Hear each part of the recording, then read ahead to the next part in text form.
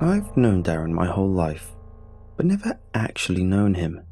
I could blame it on him being a quiet kid, but I can't be sure that's true, as I've never spoken to him enough to know if he actually is that quiet, or if he has simply never been given the chance to speak.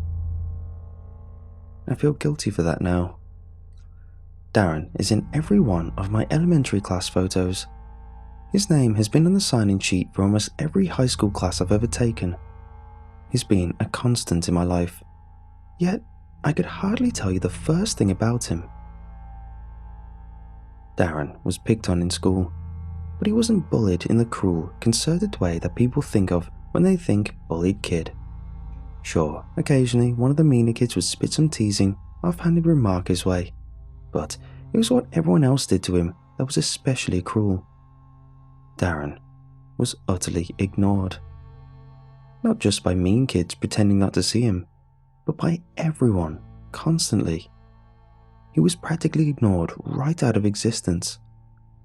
Maybe it was that Darren clearly came from a poor family, or greasy hair and acne atop his skinny frame. Whatever the reason, Darren was a school pariah, his excommunication from the rest of us eventually developing into more of a tradition than anything. Everyone knew not to talk to Darren, and at some point, he learned to stop trying to talk to us.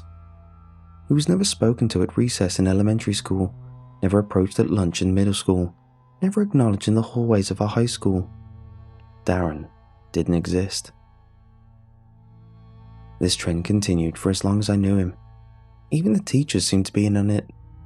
He was never called on to answer questions or present in front of a class. Darren never got his name called during a group reading assignment. Sometimes I would go days without even seeing him, despite his perfect attendance.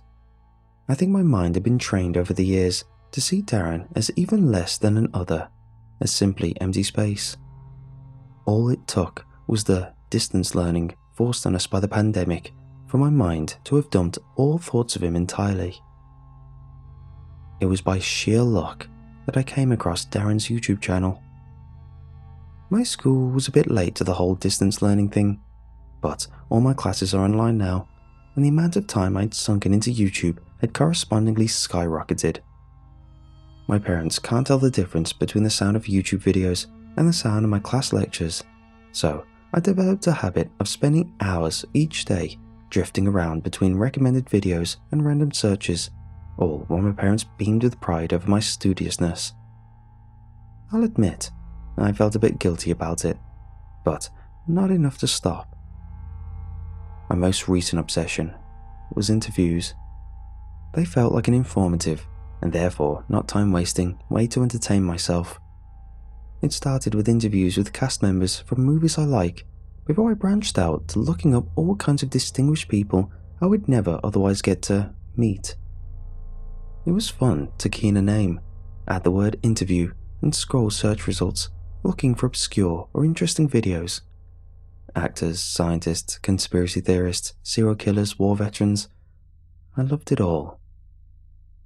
A couple months ago, I finally got around to watching Black Swan, and had been looking for interviews with Darren Aronofsky. As I scrolled through the generic Hollywood interviews and explanations to the plot Mother, I noticed the channel called Dialogues with Darren. I clicked without even thinking. The video I'd opened was titled Dialogues with Darren, Episode 2, Mookie. It began to play, and after a moment of amazed disbelief, I realized the bony face filling the frame and staring back at me was Darren. His features were lit only by the pale light of his computer screen, and he was even skinnier than I remembered him, with greasy black curls that had grown to shoulder length and dark eyes that were watery and forlorn. The camera he was using was clearly low-end, but even despite the poor lighting and terrible video fidelity, I was certain it was Darren. Darren appeared to be set up in a dark, cluttered bedroom. I could just make out an unmade bed with no sheet on it behind him, and various pizza and microwave meal boxes littered around his floor and shelves. Darren was sitting on a desk chair to the left of the screen. An empty chair sat behind him to the right. Both chairs were angled towards the camera, and eerily lit by the only illumination in the room, Darren's computer screen. The empty chair was one of those metal and plastic molded chairs you see at schools, and I wondered if he had stolen it. After another quick camera adjustment, Darren rolled back in his chair so that he was flush with the vacant one, scooched a bit off to the side, and began a stuttery introduction of himself in a nervous, fake television host voice. As he spoke, it occurred to me that until that moment, I had no idea what Darren's voice sounded like. Hi. This is Dialogues with Darren again. Today I got another interview with Mookie, who you might remember from our first episode. We don't have a ton of time, so without any more delay, let's go ahead and dive right in. Before we pick up, can you give us a quick reintroduction, Mookie? I glanced down at the video info. His channel had 0 subscribers. This video had 1 view and no likes or comments. It appeared that I was the first person to have seen it. I glanced back at the video and grimaced in confusion. Darren appeared to be nodding along to something and was looking intently towards the empty chair, as though respectfully permitting someone to speak. After a moment, he looked back towards the camera. Well, I guess I can't disagree with that. So, tell me, Mookie, if you weren't an imaginary friend, what other kind of work would you want to do? Again, he looked towards the chair and nodded along to silence. But after his last comment, everything clicked. Darren had made a kind of joke channel, the product of boredom, and maybe the hope of being recognized for once, even if just by strangers online. It looked like he was already living a small, cramped life at home. Maybe this was just how he was overcoming the same stifling listlessness felt by most people during the shutdown. As he began to ask his guest a follow-up question about aspirations for the future, I clicked out of the video and over to his channel homepage. There were only 3 videos uploaded so far: Dialogues with Darren, Mookie, Dialogues with Darren, Mookie Part 2, and Dialogues with Darren, The Watcher, all of them ranging from 4 to 6 minutes in length. None of the videos had more than 1 view or any comments. The channel was wholly undiscovered. Curious, I clicked on the Watcher video. It started the same way as the last.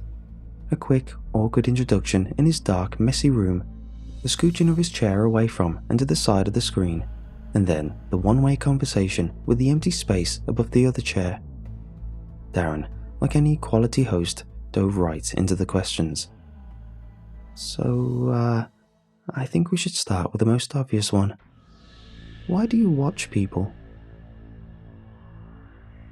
He resumed nodding at nothing in the dark of the silent room, brightened only by his computer screen.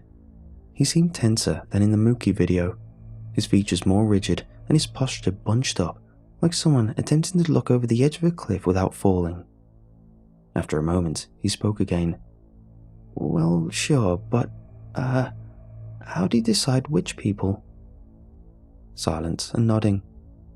And what happens, if they wake up?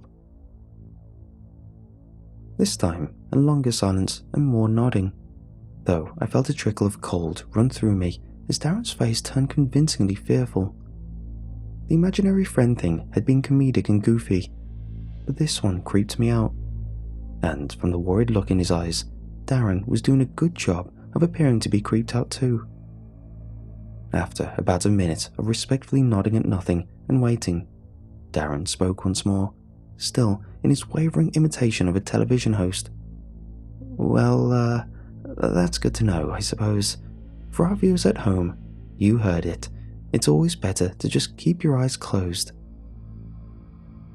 For a moment, the screen flickered with static, and the image refocused. Maybe it was in my head, but in that moment, I could have sworn the empty chair had moved. Not much, maybe just an inch or so back, but when I strained my eyes, it looked slightly further from Darren's chair than it had been. That, or his attempt at YouTube creepiness, was getting to me. Amused, I chided myself and clicked back to his channel to hit the button to subscribe to all notifications. Darren's invisible creature interview shtick was odd, but I felt that maybe tuning in and checking out his videos would, in some way, make up for the fact that I, like everyone else, had spent the last decade ignoring him into oblivion, leaving him with nobody to talk to except his imaginary friends. 2 days later, I got my first notification that Dialogue with Darren has posted a new video entitled Dialogues with Darren, Juniper Smith. I waited until the evening and pulled out my phone in bed to watch it before going to sleep. It was the same deal as before, but more than with his other videos, I found Darren's one-way discussion fascinating as I tried to piece together what he imagined the other side of his conversation to be. "Thank you so much for coming on today, Miss Smith. I hope it is okay to say, but the dress is fantastic. So, jumping right in, I don't want to be rude, but I think most people would be curious. How did you pass away?" Darren said the last part with cautious politeness, as though he was asking someone terminally ill how much time they had left. Silence and respectful nodding. "I'm so sorry to hear that. Was anyone able to figure out what happened?" Darren seemed choked up by the silence that followed. That's awful. I'm so sorry," he croaked emotionally. "Well, what has happened since then?" This was followed by an unusually long silence of about 3 minutes as Darren simply nodded towards the empty space next to him. I spent the time studying the empty chair, trying to detect even the slightest hint of something supernatural, but I couldn't discern anything beyond Darren occasionally muttering, "Uh-huh," or an "I see," to respectfully show his imaginary guest that they simply had his attention. I practically had my nose pressed to my phone screen watching the shadows of Darren's bedroom, when his sudden speech made me start. "Well, that's great. Really, helping little girls like that. It can't be easy after what happened to you, but you do it, and that's so great." I smiled, wondering how he came up with these stories, and whether there was a Word document somewhere on his computer that had the other side of these scripts written on it. I wanted to read them, if so. "Okay, yes, yeah, that's right. Well, thank you for coming on, and thank you very much again for sharing your experiences, Miss Smith. I think that's all our time for today, but I wish you the best, and please take care." And with that, Darren smiled meekly towards the chair next to him, turned and scooped his own chair back up towards his computer, and as his hand reached out of frame, the video ended. YouTube's Up Next loading screen came on with the rest of Mookie Part 2 that I hadn't watched queued up to play in a few seconds. Instead, I closed the app, laid back in bed, and thought about the interview I'd just watched. I decided that when school was back in regular session in my district, I was going to make a point to go and talk to Darren. I couldn't really fathom why I never had, other than because no one else did. I resolved to tell him hi, ask him how his pandemic went, see how he's doing. I don't think I would mention his YouTube channel, but I would at least make an attempt to give him someone to talk to, someone that could actually respond when he asked a question. Satisfied with my resolve, I turned over and drifted to sleep. That night, I dreamt I was laying in an unfamiliar bed, surrounded by an unnatural, smoky darkness. I tried to get up, but my muscles didn't have the power to move, no matter how hard I willed them. I darted my eyes around, trying to pierce the darkness, hoping to find a clue as to where I was. As I strained my eyes against the immobility of my head, I slowly became aware of a quiet, ragged wheezing coming from the right side of my bed above me. Instinctively, I closed my eyes tight, as if somehow that would protect me from whatever was standing over me, make it go away. I was braced for the worst, but after a few tense moments, the wheezing stopped. I kept my eyes scrunched closed for what felt like an eternity, but the room stayed silent. My heart rate eased back to normal as I calmed my mind. At last, I felt secure enough to open my eyelids and glanced with my eyes to my right. There, obscured by the blur of my peripheral vision, was a set of massive, veiny, orange eyes, inches from my face, staring with hungry fixation.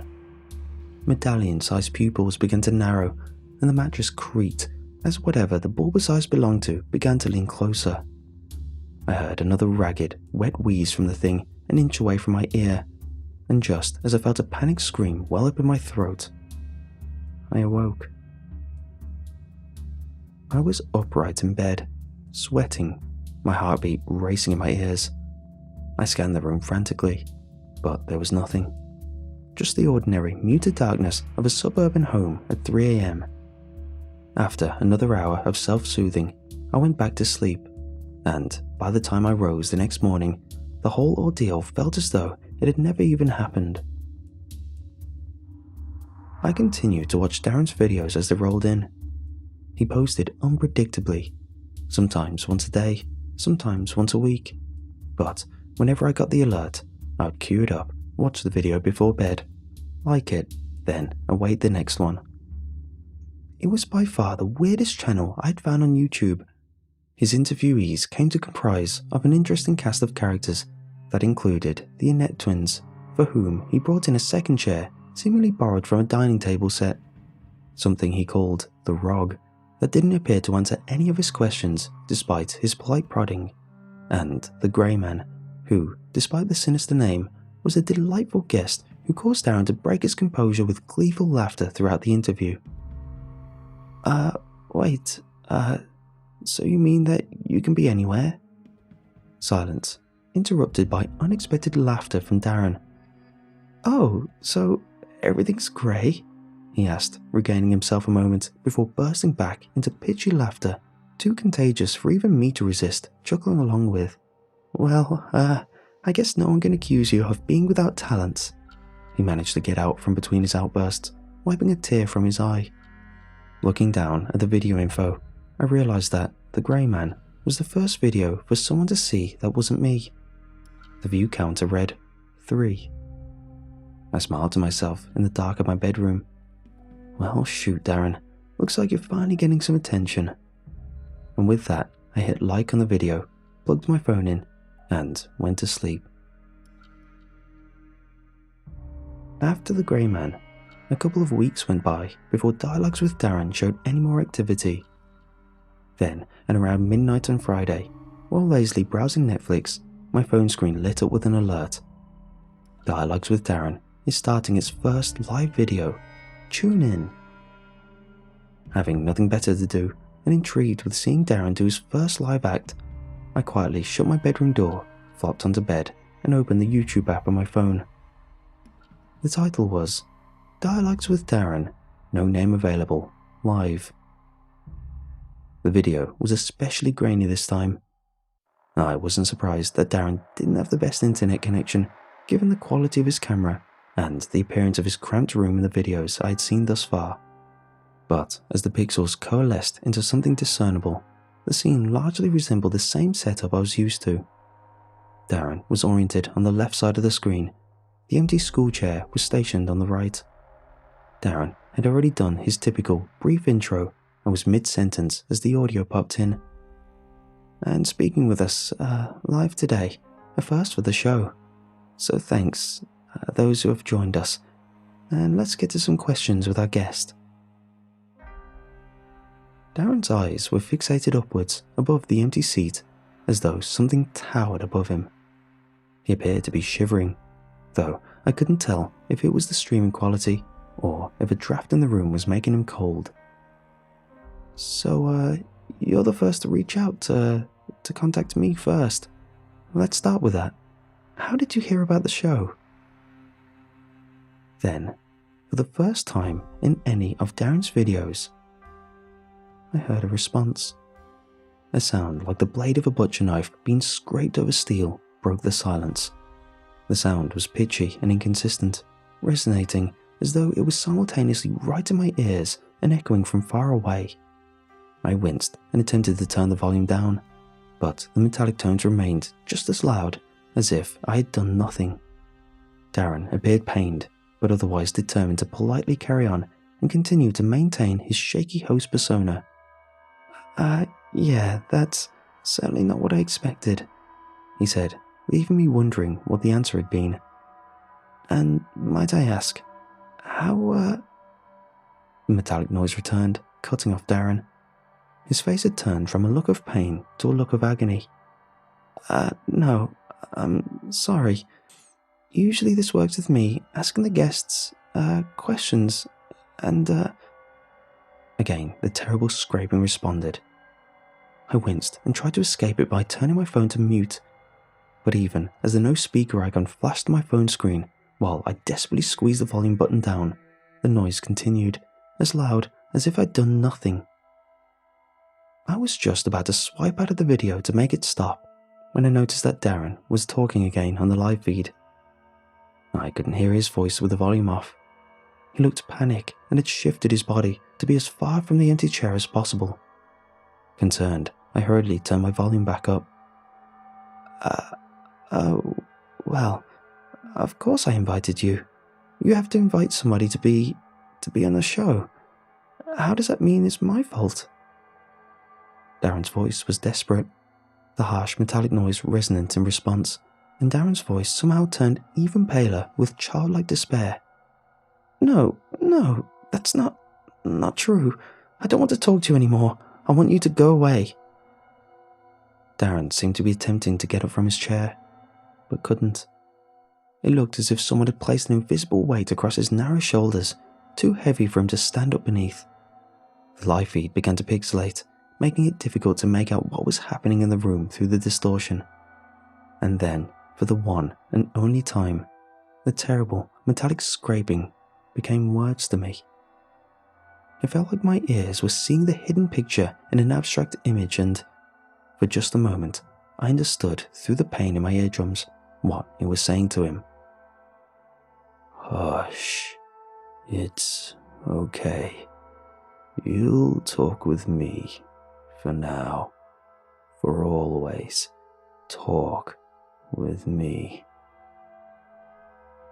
I heard Darren let out a scream that started naturally before being digitally distorted by the worsening feed. The picture pixelated further before going black, the audio cut off, and then, in an instant, everything popped back into focus again, as if nothing I'd just seen had transpired. Darren's messy, dim room was empty. 2 chairs sat side by side, unoccupied, lit in the white-blue glow of the computer screen. I stared in disbelief at the now silent live feed, and then, abruptly, it ended. That was the end. I called the police that night and told them what happened, trying not to sound insane. I told them that Darren had disappeared during a live YouTube feed, that I had heard a scream, and I begged them to do a wellness check. They took down the information, but I don't think anything came of it. I could tell from the disingenuous tone of the officer on the phone that she thought the whole thing was some prank by a couple of wannabe YouTube stars or something. It didn't help that when I went back to his YouTube page the next day, the account had been taken down. I contacted YouTube support to try and find out what had happened, but, well, you probably can guess how helpful YouTube support was. That same day, in a fit of despair, I tried to figure out how to contact Darren's family, intending to learn where he lived and visit. While Googling for information, I learned from an obituary from 2020 that Darren was an only child whose mother had passed away last December during lockdown. Darren had been alone in the house all that time. The police probably thought he was just a depressed runaway trying to go out on a bang. To tell you the truth, I feel responsible for what happened. Darren was harmless, just a cast-out kid left alone for too long. In fact, everyone left Darren alone for so long that he became desperate, started talking to things that should never be talked to, things no one should talk to. And then, one day, those things started talking back.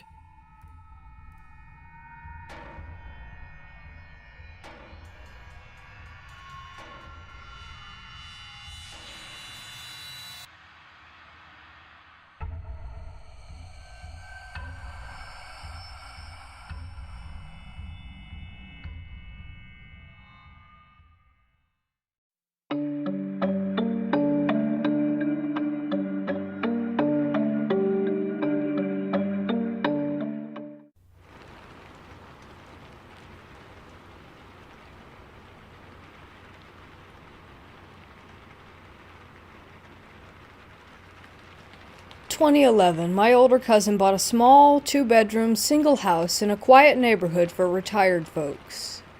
The house was very small, with only 850 square feet of interior space, but it sat on a large plot of land. We could have easily fit 2 more houses like it on that lot, and still would have nice leftover space for yards and gardening. I was still a college student at that time, and I lived with my cousin. When he bought the house, I moved in with him. There were the 2 of us living there. According to the real estate agent, the house had been abandoned for around 3 years. The previous owner basically left it unmaintained and moved to a different state. The house had 1 main floor, a small attic, and an unfinished basement. The first time we walked in, the floorboards were already rotted out. We could see the basement through them. Everything was in horrible condition, and we would have to do major restoration to make it livable again. The property also had a small storage shed in the back of the lot. My cousin got a great offer, so he took the deal without much hesitation. Weird things started to happen when we began our restoration work.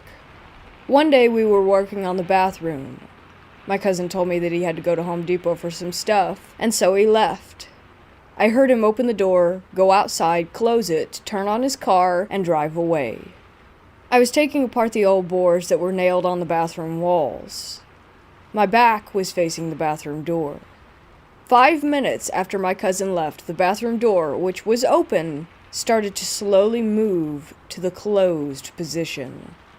I knew this because I could hear the creaky old door sound that it made.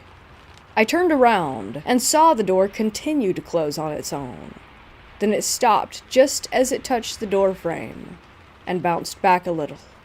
I thought maybe it's just the wind.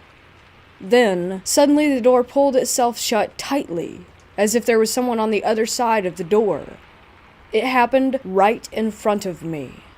I was only 4 feet away. No wind could have done that. Plus, all the windows were closed around the house, so there couldn't possibly be any form of breeze. You might think that maybe the AC caused it, but no. This old house did not have central AC. We had to put in window AC units afterward. At this point, I thought my cousin was messing with me, so I called out to him, but there was no response. Just silence. I opened the door, continued to call for him, telling him to stop playing around. But my cousin was not there. I checked the parking lot, and he was, in fact, gone. I even got outside and did a perimeter check, but no one was there, and I still cannot explain what happened. After the restoration was done, we moved in. My cousin sometimes went on business trips for weeks, and there would just be me in the house. The following happened whenever I was alone. One night I was studying and had my headphones on. I heard sounds of someone walking around in the basement, which was directly below my bedroom. It sounded like they had slippers on, and I could hear the sound of them dragging on the concrete floor with each step. What's weird was that I could not pinpoint exactly which direction in which it was coming from. It's a strange sensation when the sounds were coming from the back of my head, as if they were just right behind me. The only reason that made me think that it's the basement was because the basement was the only area in the house that had concrete and that could have made the concrete slipper dragging sound. So I took out my headphones, and the sounds of the footsteps still went on. The volume of the sounds stayed the same, with or without the headphones. I thought my cousin had come home early, so I called out to him and got no reply.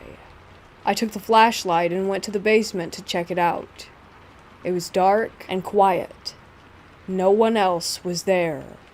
This happened 3 or 4 more times within the first 2 months that I lived in that house. After that, I didn't experience anything unusual anymore.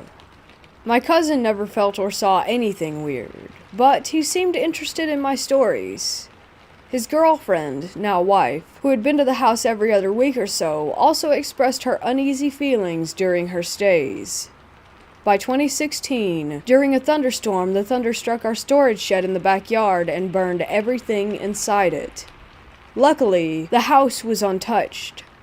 I came home from work only to find a police officer waiting at the front. He told me what had happened and said that it was an act of God and that our insurance would compensate for the loss. In our Asian culture, people say that when thunder strikes somewhere, often it is to strike down a malevolent force or spirit. We quickly formed the realization that this thunder strike was more than just an accident. I got my own place and moved out a few months after the fire. My cousin bought another house with his wife a year after that. He still owns the creepy house, and it's been left unoccupied since 2017.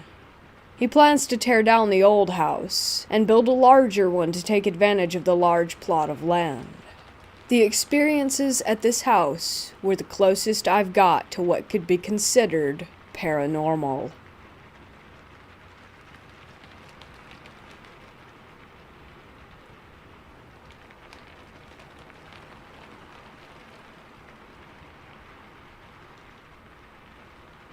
When I was 3 years old and living with my mom at the time, we bounced around a lot from house to house. We ended up moving into a house that was just a few blocks away from my dad.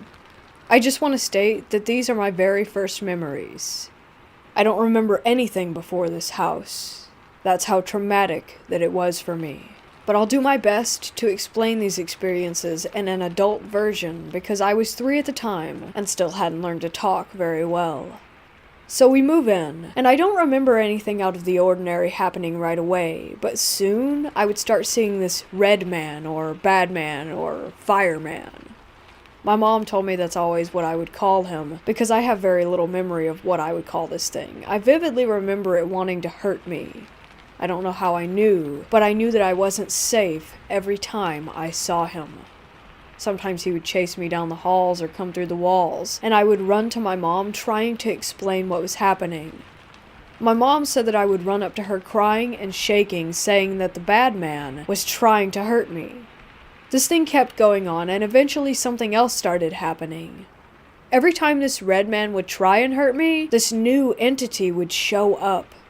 I say entity because I couldn't tell its gender, and I don't remember it having a face, but it was like it was a glowing ball of light that would chase away the bad man every time he was around. This went on for months before I finally moved in with my dad. Because I was so scared constantly, I actually developed a stutter and my whole body would tremble. One day while living at my dad's, I was drawing and my mom asked if I could draw what I was seeing.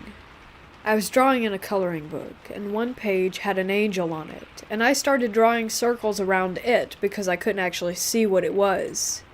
In my mind, it was just a big ball of white energy.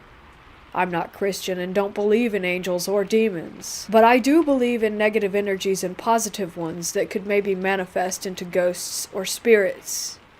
So at this point, I had permanently moved in with my dad. I went to speech therapy for a long time to fix the stutter, and now, even to this day, my hands shake. Apparently, it's called trauma tremors. After moving in with my dad, my mom and brother, who had never seen anything weird like I did, just saw my reactions to it. Both started experiencing things. Not as bad as what had happened to me, but still creepy as hell. My mom would start to hear the piano play, and my uncle played the piano, so she thought that it was him playing it, until she walked over there and realized that no one was in the room. My brother would see shadows and lights turn off by themselves, but that's all that really happened to them. My mom eventually moved out of that house because too many things were going on and she really was getting creeped out. Me and her moved into a trailer, and the first night there, I was laying in bed with her, and I was apparently staring into the bathroom. I don't remember this, but my mom does. And she asked what I was staring at, and I said, "There's a man standing in the bathtub." And she then asked, "Is he a good man or a bad man?" I said, "A good man," and went to sleep right after. We later found out that the owner of the trailer before us was an old man who had died. Ever since then, I've never seen any paranormal things, but I can still sense if houses have good or negative energies. Believe this story or not, but it was very real to me and has permanently given me a tremor. When I was older, probably around 7, and could fluently speak, my family asked me if I remembered what had happened at the house. I guess they thought that I forgot or had made it up. And I told them the story in astounding detail, and it freaked everyone. Me and my mom occasionally talk about this from time to time because we still don't know what had happened. We just know it did, and that it was messed up.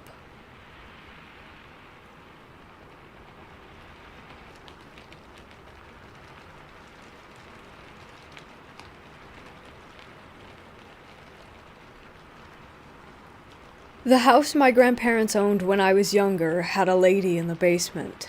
At least, that's what I called her. My older sister called her the lady on the landing, because she only ever saw her on the landing to the basement. Either way, basement. I haven't correlated any of my personal stories with my cousins or siblings except my own.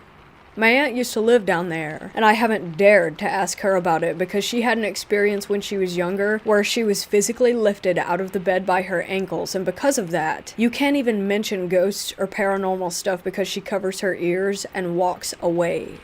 But that's another story for another day. Anyways, my personal stories. I'll try to keep them short and sweet. The first time I can recall seeing her, I was hanging out with my aunt, a different aunt than the one mentioned above. She and her son were in the house while my mom was working and my grandparents were in Hawaii. Now, for some reason she chose to bathe me in the basement bathroom, which was weird because there was another fully functional bathroom with a bathtub on the second floor of the house, as well as the shower in my grandparents' room. My cousin was expecting his friends to come over and play. The doorbell rang, so my aunt ran up to answer it, but had my cousin stay with me. I was about 3 or 4 at the time, he was about 9, just to keep an eye on me. She called him up to go play with his friends, and as soon as he left the bathroom and was halfway up the stairs, the door slammed shut and the lights turned off. Then, all of a sudden, I see this woman literally in the mirror facing me, but it looked like she was getting ready to walk out of it because she was getting closer. I, of course, start screaming. My cousin is on the other side of the door desperately trying to get in. My aunt comes flying down the stairs and couldn't get the door to open either. She kept telling me to unlock it, but I was stuck, frozen in terror. Finally, she gets the door open and sees nothing. She flips the switch on and gets me out of the tub, and nothing else was really said about it. Later that week, I was again with my aunt as my mother was working. I asked if I could sleep in Grandma's bed since they weren't there, and at the time, at my little size, that bed seemed humongous. She called them in Hawaii to ask for their permission, and they said it was fine. So I'm asleep in their bed, and I'm not exactly positive if it was a dream or an actual experience that had taken place.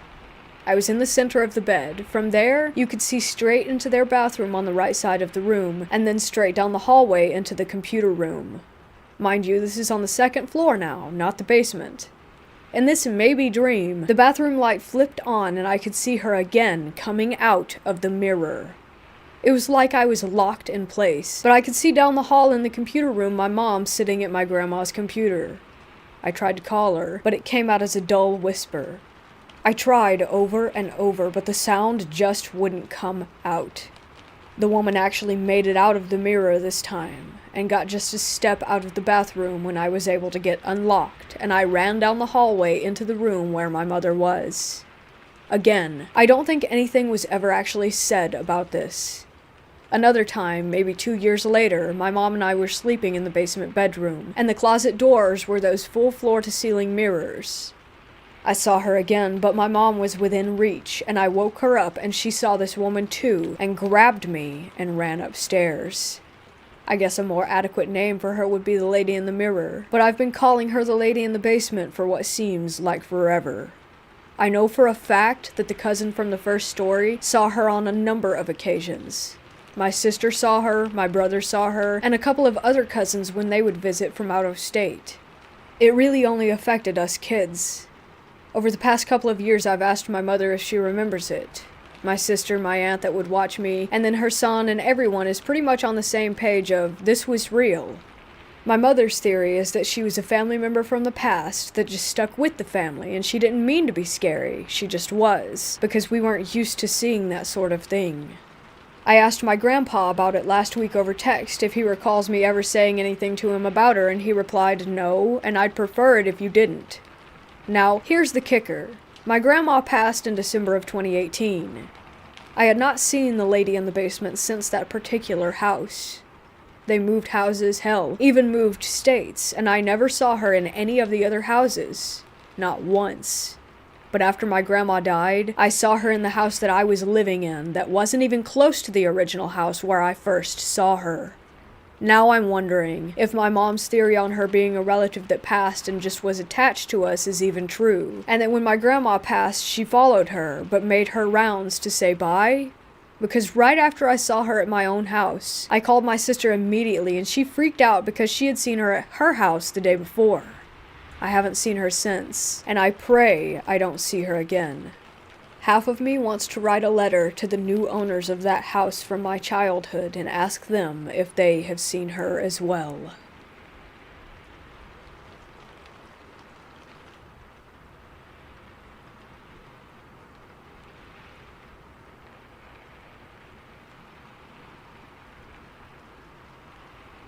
Whilst I've always been skeptical and evidence-based, I've never been able to shake this experience. My mother and her sisters have all had what may be termed as paranormal experiences, but without my personal experience, I had only thought of them as intriguing stories. As I take after my mom, though, I'm male. It's possible that they may have a perception which I share. This might be relevant later.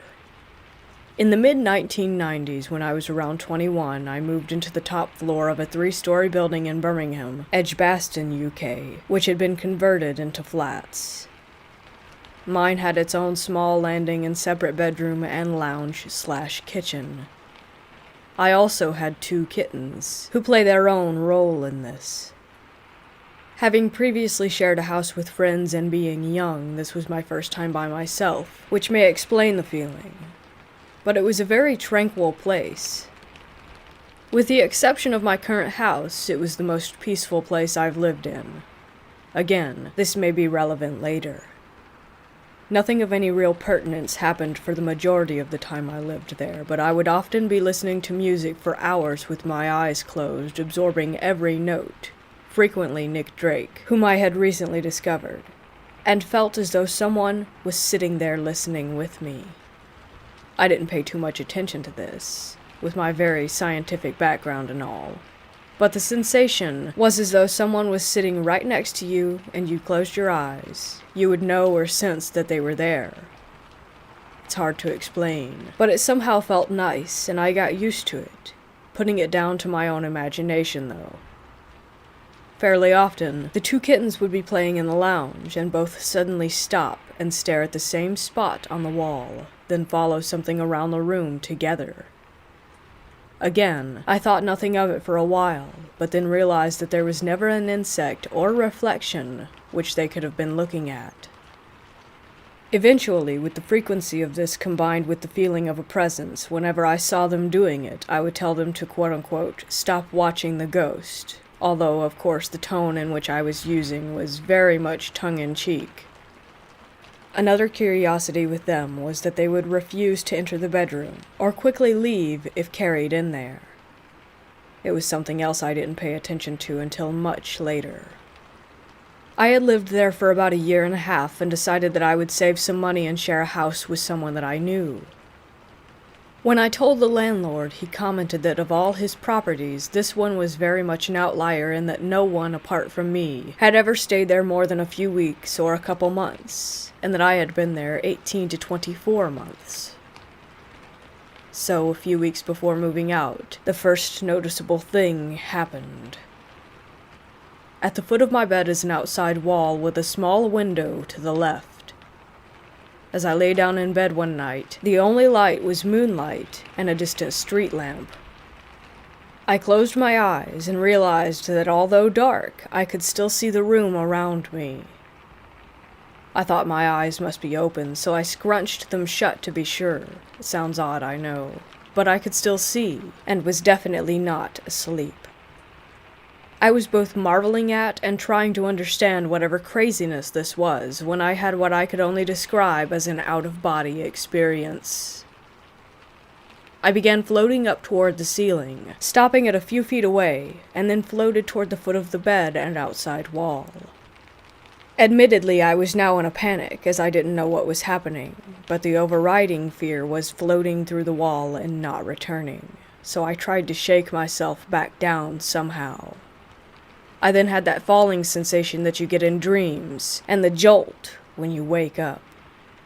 Despite feeling like I was awake the entire time, I put it down to having fallen asleep immediately and going straight into a dream. A week later, and my final week at the flat, I went to bed one night. I closed my eyes and again could see the room around me. As I looked around again with my eyes closed, I was first excited at being able to repeat this, but then remembered the out-of-body experience. That worried me, so I opened my eyes so that it might not happen again, but also to know for certain that I was awake. As I looked across to the diagonally opposite corner of the room where the window was, I looked slightly left at the standalone wardrobe and saw the image of a young woman standing there about 12 feet away, staring at me. Her image was formed by misty white and dark shadow, and I saw that she had long, straight, shiny hair as a standout feature. And no, this is way before the original Ring films. I can imagine what some people might think. Of course, it scared the living crap out of me. I tried to put it down to tired eyes and the moonlight making the shape, but then she slowly made her way to the bed and, as best as I could make out, leaned over as if she were about to kiss me goodnight. With all my bravery and rational thinking, I pulled the covers over my head, scared out of my mind, waiting for something to happen. Nothing did, and I don't know how long I laid there waiting, but I eventually went to sleep. I thought that was it, and the next day put it down to an overactive imagination despite what I've shared above. I later moved out without telling anyone of this for fear of being labeled a crazy person. A few weeks later, I'm with my dad in his car one evening, and we drive past the house. We both look at it and notice the lounge light is on in the top floor window. He says it looks like someone has moved in already, to which I replied, thinking that he would just laugh and call me silly, "Yeah, either that or it's the ghost." To my surprise, he looks at me with a stern face and asks if I'm being serious. That worries me. He pulls the car over and says that it's really important, and he's deadly serious, to let him know if there's anything I should tell him. So I start relaying to him what I've said above, and he's obviously concerned. He asks me to describe her, and once I have, he replies, "Yep, that's her." I think I was more shocked at that moment than the night I actually saw her.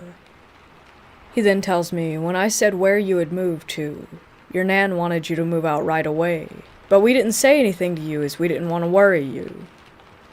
Your nan's next-door neighbor had a daughter, and she was murdered in that flat by someone she worked with one New Year's Eve. My nan's neighbors were roughly the same age, so this would have been the late 60s or early 70s. You just described her exactly," he said. And the police said that when they found her, she had not long had a bath and had been strangled with her dressing gown belt. One thing they remarked upon was how long and shiny her hair was. Still gives me chills, but this wasn't the end of it. At this point, I still hadn't told anyone apart from close family about my experience. I was trying to avoid the loony label. I was in my early 40s and working at a company as a software tester. As I say, my mindset is technical and fact-oriented. A guy starts on my team, 10 years my senior, but we have the same interests and personality, and we get on great. We're still friends to this day. A horror movie had just come out, so we're talking about it, which leads to talk of other similar movies, and then he tells me about a scary experience he once had himself. He said that he was lying in bed one night, and suddenly had the sensation of being strangled. He said it was so vivid that he swore it was real, but opened his eyes and no one else was there. He lived by himself in a flat. I asked him where this was. Same area. I asked him the road, same road, house number, flat, same one. He'd lived there about 10 years prior to my stay in it. That was the first time that I then told someone else about what I had been through. If this was paranormal, did she show herself to me because of the links between our families? Is this why the flat was so peaceful for me and not previous tenants, if that was why they had moved? Could I see her because of some ability, however small, which does run in my family? Is this what the kittens could sense? I've had a few other separate experiences, and so is my family, but they're for another post. Despite that experience, I'm still skeptical. There are so many questions that I just can't wrap my head around. For example, how would a spirit have conscious thought or action? How do clothes become part of an apparition? Why do we have little, if any, hard evidence? At the same time, I have no other explanation for what happened other than it was a lot of weird coincidences. I understand that to many this is just someone else's story, but at the same time, there is still an unthinkable amount of secrets to the universe that humanity has yet to unlock.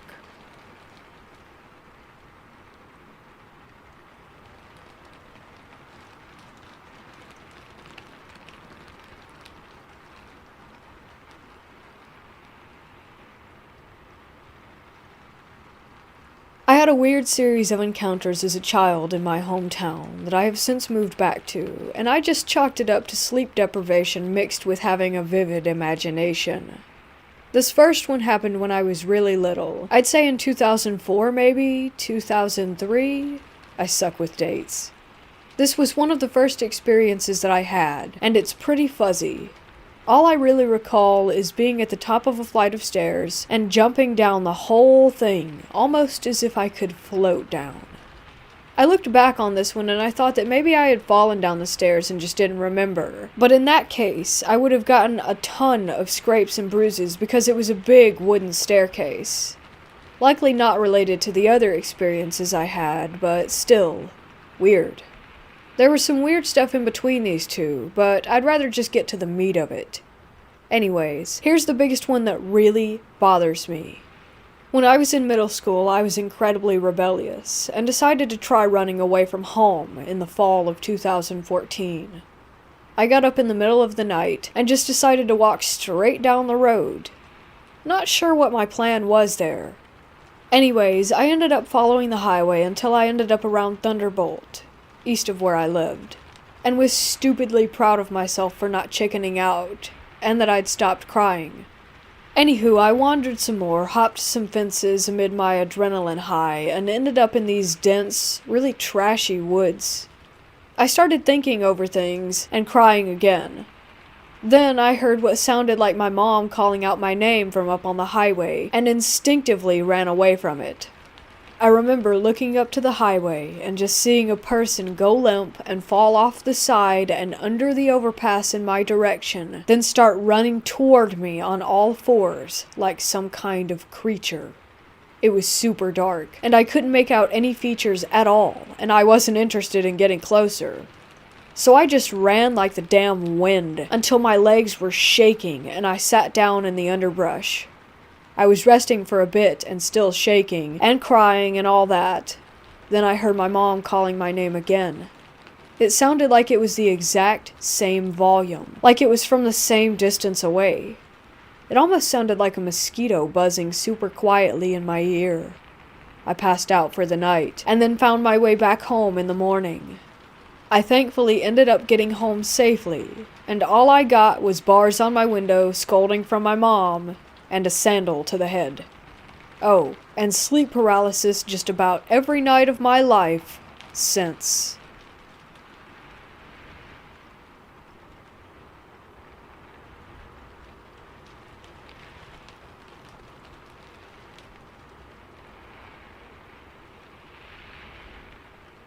My brother and I were staying out at night at our grandparents' house, and now for context, her house is in the middle of the ghetto in Golf Manor. Anyway, me and my brother were watching TV and my grandma was at the store, and then suddenly my brother says, "Wanna go into the basement?" Not trying to sound like a wuss, I agreed. This was the worst decision of the month. We go into the basement, and it is creepy as hell, and when we reach the bottom of the staircase, the door shuts behind us. Now, I just shake it off as natural, but still, I feel uneasy. We go into the garage because her garage is in the basement, so we start going through. We find a rusty pipe and a motorcycle handlebar and some faint writing on the wall. We obviously find other things like a lawnmower and lawn stuff too. But then, we heard a loud bang, like the sound of a metal door slamming. It was the laundry room door. We almost crapped our pants, and we ran back upstairs, scared as hell. Later that night, we started to fall asleep. Grandma was already asleep. We heard what sounded like all the basement doors opening and slamming shut. Grandma, like I said, was not awake. We ended up finally falling asleep and told her about what happened the next morning. She just laughed and said, "That's just Jim messing with you." And then she explained that Jim was the old house owner who had died there. That didn't really help us much, but it did ease our minds.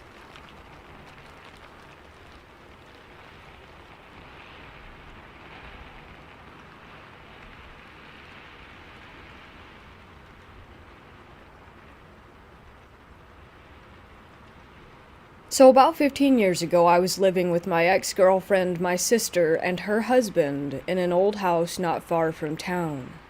Within the first few weeks of living there, strange things were happening regularly. Lights going out randomly, noises upstairs. At one point, one of the windows at the back of the house was cut. Like someone had went in with glass cutters trying to break in, but gave up on it and left. Creepy stuff like that. That was bad enough, but things got pretty severe as time went on. One week in particular was truly insane. The first thing that happened that week was on a Tuesday night. Everyone was working, and I was home alone watching TV when I noticed that our cat was acting really weird, backed into a corner, and arched up as though she was scared.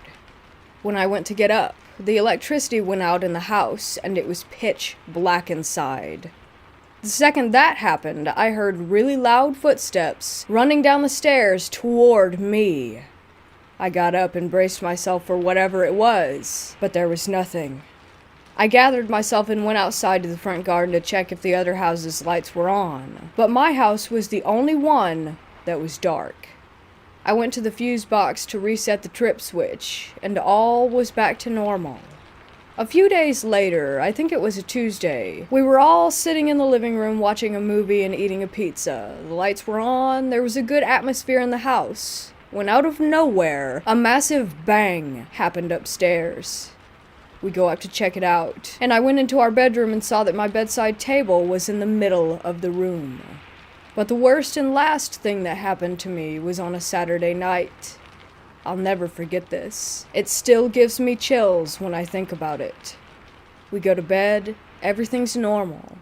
We watch a bit of a movie and fall asleep. I wake up facing the wall and glance at the alarm clock. It reads 3:13 a.m. I turned over to go back to sleep and saw my ex standing in the center of the room. Confused, I begin to sit up and ask her what's wrong. But as I start to sit up, I realize my ex is asleep in bed next to me. A surge of fear runs through my core, and I'm frozen to the spot. My eyes adjust, and I just barely make out the figure. It was a young girl in a nightdress with a cartoon character on it, soaking wet, with her head looking down at the floor. I could hear the water droplets landing on the carpet, and I'm just sitting there totally in shock, unable to believe my eyes. After a couple of seconds, her apparition melted away and faded out of sight. I got up and turned on the lights and tried to tell myself that it was just a night terror or something, but the problem with that was that there was a wet patch where she had been standing. We moved out shortly after that. But I can still picture her to this day. creepiest thing I've ever experienced.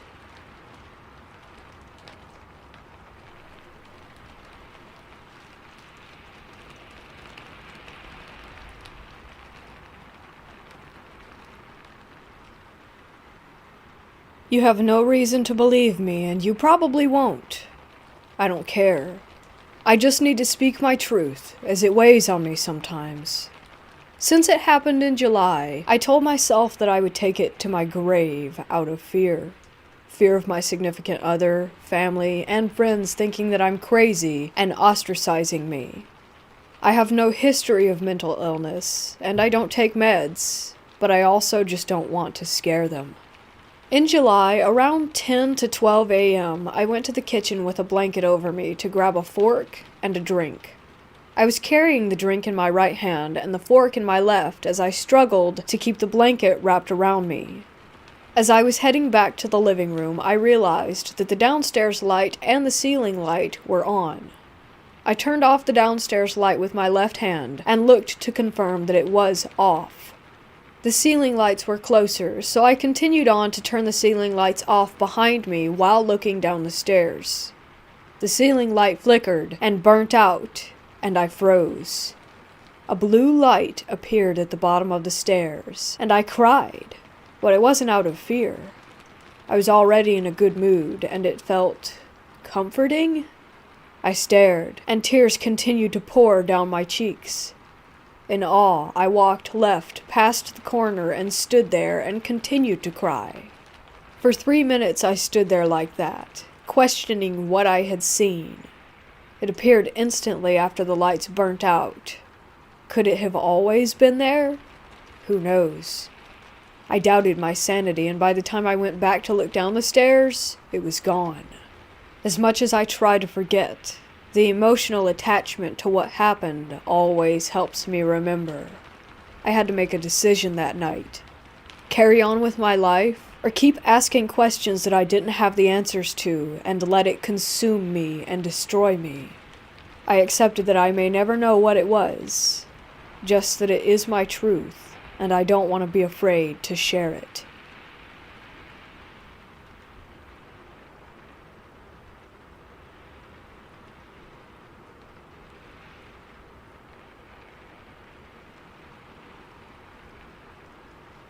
I was raised in a house that had a few spirits in it. My family are all skeptics and would always find a way to explain things. A few experiences, and then I'll get to the main story. 1. Our house had 3 stories, with technically 3 master bathrooms, 1 on each floor. The one on the main floor we used as an office. I would constantly hear someone walking around in the office at night, sinks turning on, toilets flushing, and occasionally taking. My parents would always say that someone was awake and making those noises, and the toilet and water running was just faulty pipes. 2. There would always be a shadow figure that would pace on the top floor. There was a balcony that overlooked the foyer, and I would usually see who I presumed was a lady in a dress, pacing back and forth. My parents just said that it was the shadow of someone outside. We were on a hill, overlooking all of our neighbors. I don't know how they thought this was possible. 3. I hated using the upstairs bathroom, which was my bathroom. I would hear talking and singing from that bathroom. When no one was home and I was in there, someone would bang on the door. One time I was showering and listening to music. I heard the banging sound so loud that it shook the room, and then the locked door swung open, and I heard a scream. My parents said that my brother was pranking me, which is something that he never did. Anyways, on to the main event. My brother is about 10 years older than me. He was the only sibling living at home with me and my parents. He had the master bedroom in the basement. I was never really in the basement except for going to the garage because it was in the basement next to the bedroom. I always remember feeling uneasy down there, though, but I wanted a big room, so when my brother moved out, I begged my parents to let me have his room, and eventually they caved. I moved all my stuff downstairs, painted and everything. I loved it. I was talking to my brother about it one day, and he told me, "Watch out for the little girl who lives down there. She likes to laugh." I was shocked, as obviously he had to be kidding. My whole family besides me never talked about stuff like that. I just kinda giggled and shrugged it off. He was probably just trying to scare me. About a week after I moved into my new room, I had a friend come over. We were just laying on the floor next to the bathroom laughing when she had to go to the bathroom. She closed the door and I was just zoning out when all of a sudden she goes, "That's not funny." I asked her what she was talking about, as I hadn't done anything. She said that she heard someone laughing right outside the door, but I didn't do anything or hear anything. She left freaked out, and I assumed that my brother had put her up to it since she liked him.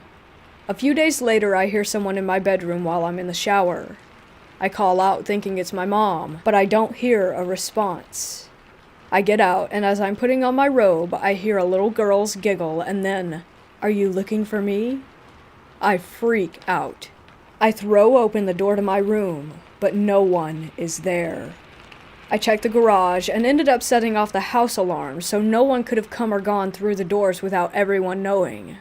I run upstairs, and my mom is pissed that I set off the alarm, and I tell her what just happened.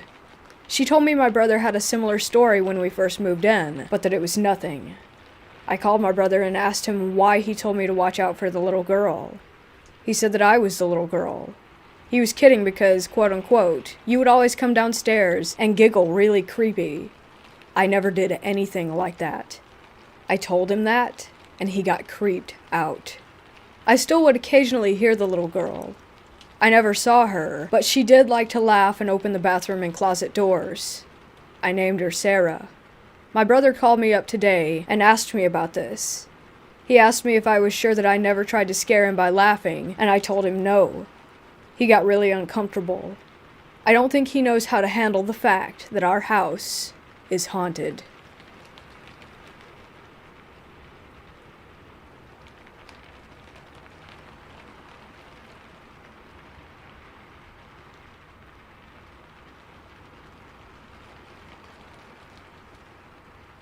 About 10 years ago, I moved into a new home in Indiana with 3 roommates. I won't go into too much detail about where the home is located out of respect for my former roommates, one of which still lives there. I will say that it is located in a very old part of town, a few blocks off of one of the very first main roads that used to be in the town that was settled in 1846, I believe. Anyway, this house was definitely not what comes to mind when you picture a haunted house. It was built sometime in the early 80s or early 90s. It was pretty ordinary looking. 3 bedrooms with a small loft area, tiny bathrooms, and not a whole lot of room for 4 adults to spread out. But when you're a college student in your early 20s and have the opportunity to split rent 4 ways, this seemed perfect. We had all our own tiny little spaces, shared a kitchen and living room, and spent most of our time just bullshitting around the dining room table. The house was owned by an older couple who lived in a city about 20 minutes away. They began renting the home out to help finance their retirement. They were sweet and pretty relaxed on any rules for the home. They told us right off the bat that they were not physically fit enough to do any maintenance or repairs on the house should anything go wrong, so we were told to call them with any issues and they would send over their handyman, or whichever professional was needed. They never came to the house. Not once. We paid rent by money order through the mail. I didn't find this strange at the time. The first weird event occurred about a week after we all moved in. We all worked the night shift at our respective jobs, so the house was empty all night and we arrived home around the same time early in the morning. We dragged ass into the living room to enjoy some sort of fast food breakfast before passing out when we realized that the entire carpet downstairs was soaked. A pipe had burst beneath our dishwasher during the night and flooded the kitchen, dining room, and living room. Our landlords had the floor replaced within a week, and we went on with our lives. Then, about a week later, we were baking cookies in the oven when all of a sudden the cookies burst into flames. The oven was producing so much heat that I was afraid that the whole thing would catch on fire. The landlord sent a repairman who told us that something had caused the internal thermometer in the oven to be so uncalibrated that you could set the oven temp to 300 degrees, but it would be more like 475 in there. Again, we had it fixed and moved on. It wasn't long after that when the unexplainable and unnerving activity began. The ceiling fans in the rooms would turn on randomly, and they would spin so hard that they would rattle and shake to the point that it looked like the thing was about to fly off of the ceiling. Every room was equipped with button switches. There are 4 buttons on the wall, 1 for the light and the other 3 for various speeds for the fan. The fan would make a 2-tone chiming noise when you would push the button to turn it on. No one would be able to turn on a fan without pretty much everyone in the house hearing this chime. We were creeped out, but chalked it up to faulty wiring or a power surge. That chime still haunts my dreams. Then came the TV issue. We all pulled together to buy a large flat-screen TV for our living room, brand new, name brand, extra warranty. The TV would turn on by itself constantly. We returned it to the store, exchanging it for a new one, and thought it would be fine. We would be outside or in a different room and hear the chime, go turn the fan off, and realize that the TV had just turned itself on. This happened 5 or 6 times a day. It was unable to be ignored. 2 separate things in 2 different rooms turning on almost simultaneously. The electrician was called. He found no signs of faulty wiring, and I think he thought we were making it up. After months of this, we began to hear the whistling. 3 notes whistled by an unseen force at all times during the day. This would usually happen when you were in a room by yourself. I would get this sick, anxious feeling like I was being watched, and right then, I would hear the whistle. Someone or something wanted our attention, and he got it. 3 of us were totally convinced that our house was haunted. Our other roommate was a skeptic, and also pretty much had to make this living situation work, or he would be sleeping in his car. About a year and a half of living in this house, dealing with constant phenomena, it ramped up again. We would be in the kitchen making dinner, go eat in the living room, and come back to find every cabinet door open. Sometimes the refrigerator and oven doors were open too. This happened probably 3 or 4 times a week, on top of all the other crap. I was over it, but had no idea how to fix it. I went to Borders bookstore and got a few books about ghosts and hauntings and different information about getting rid of the creepies in one's home. I decided to do a smudging, and I could not have been more sorry about that decision.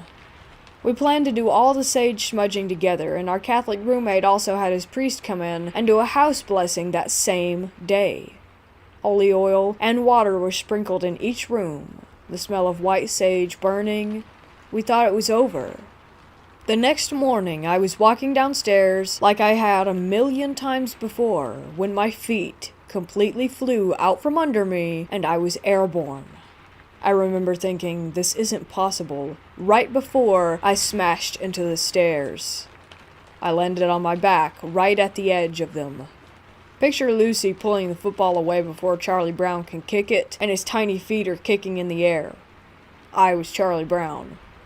I landed not on my butt or side, but squarely on my thoracic spine, the upper area of my spine. How on earth did I defy gravity? I had now tripped. I was barefoot on carpeted stairs, sober, and holding the railing. I didn't feel a push. I felt a sweeping force take my legs out from under me. I broke 4 vertebrae in my back, about parallel with my shoulder blades. I've had injections and nerve damage and back braces and a chronic pain that isn't normal for someone in their 20s. I began to look for a new place to live. I found out that I was pregnant with my son about 2 months later, and decided that the risk was too great to live in that house pregnant, so I packed up that night, told my roommates that I would continue to pay my portion of the rent until our lease was up, and moved back in with my parents. I was only staying with my parents for about a month before finding a new safe place for my baby, my now husband, and I. But I lived constantly on edge thinking, what if it followed me? It didn't. What did follow me are the nightmares where I relive the feeling of terror and dread washing over me, and every so often, I can still hear the whistle.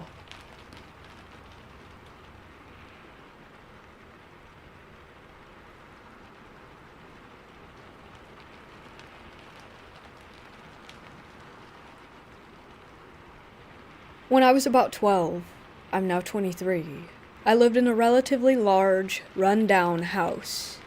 I don't know much about its history, but I do know that it was built in 1936, based off of a newspaper that my family found in one of the walls during a renovation.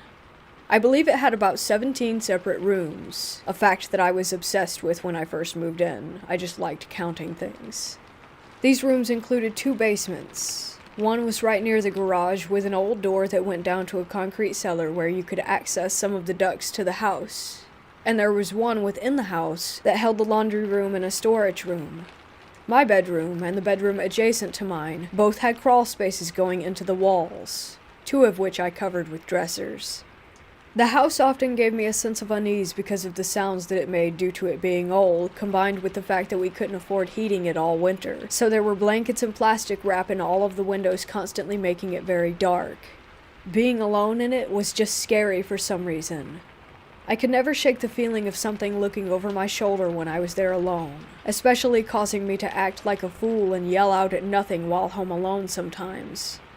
Honestly, I'm not sure what caused that, but I'm sure that it had to do with the level of darkness within the house, due to there being no natural lighting and my tiny adolescent brain conjuring up demons just because the house had been settling or something of that sort. One day, I was heading downstairs to do the laundry, and after I was done switching everything over and grabbing the laundry basket, my attention got caught by a large tank of some sort on one of the outer walls of the laundry room. I'm not sure what it held. It wasn't a water heater, but it may have been some sort of reservoir back in the day. It was very, very dusty, since no one ever went near it or touched it at all. Covering the tank this time were dozens of handprints, small to large, and also ones with much longer fingers than a normal hand. I'm not sure if it was due to dragging down, or the hands were just like that. It sent me into fight or flight immediately. I sprinted up the stairs and stayed up there for the rest of the day. It really bothered me trying to think of what could have caused the unnatural-looking, long-fingered handprints.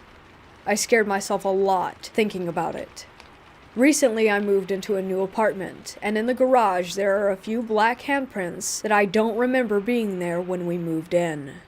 This could just be because I never noticed them, but I swear they were never there, and one day recently, they had just appeared. It brought back my memory of my old house and the fingerprints in the dust, hence my post here. It makes me a little uneasy, but not much else can be done about it, I'm sure. This event has stayed with me through the years, and I thought I would share it to see what others outside of my perspective think. I'm not really sure, though I have had many more experiences to do with that house in the following years of my life.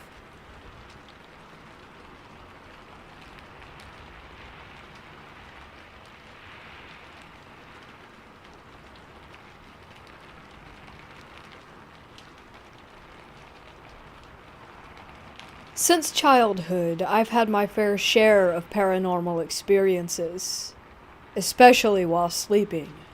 I've had one particular entity visit me in my dream for 1 year when I was in a different house.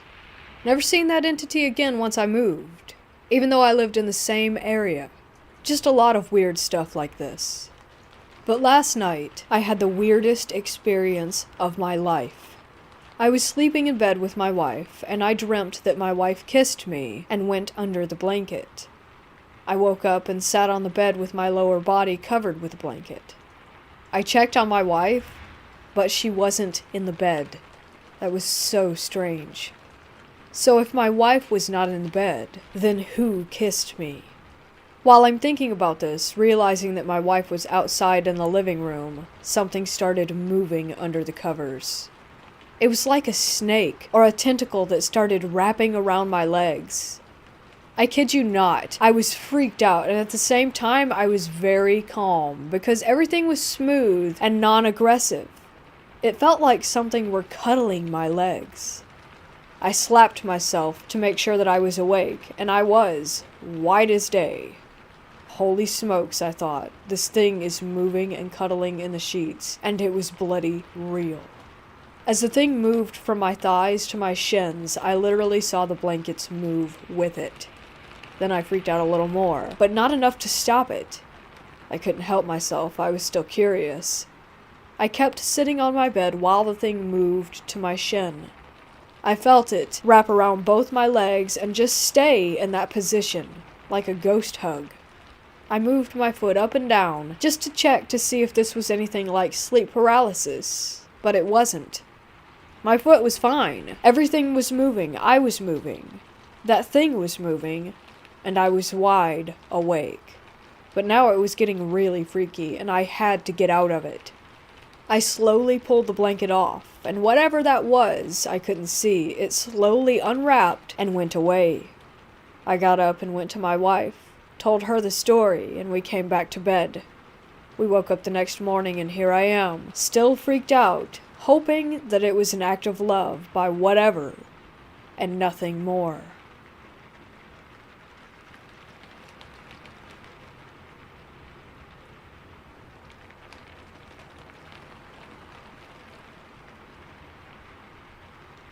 I have a few stories that I can't explain, but this is the one that I feel I need to share because it happens to align with a type of experience that so many people have reported throughout the years, arguably since ancient times. I'd always been certain of what I saw, but when I first became aware of shadow people as a commonly reported phenomena, any doubt that I had about the incident disappeared.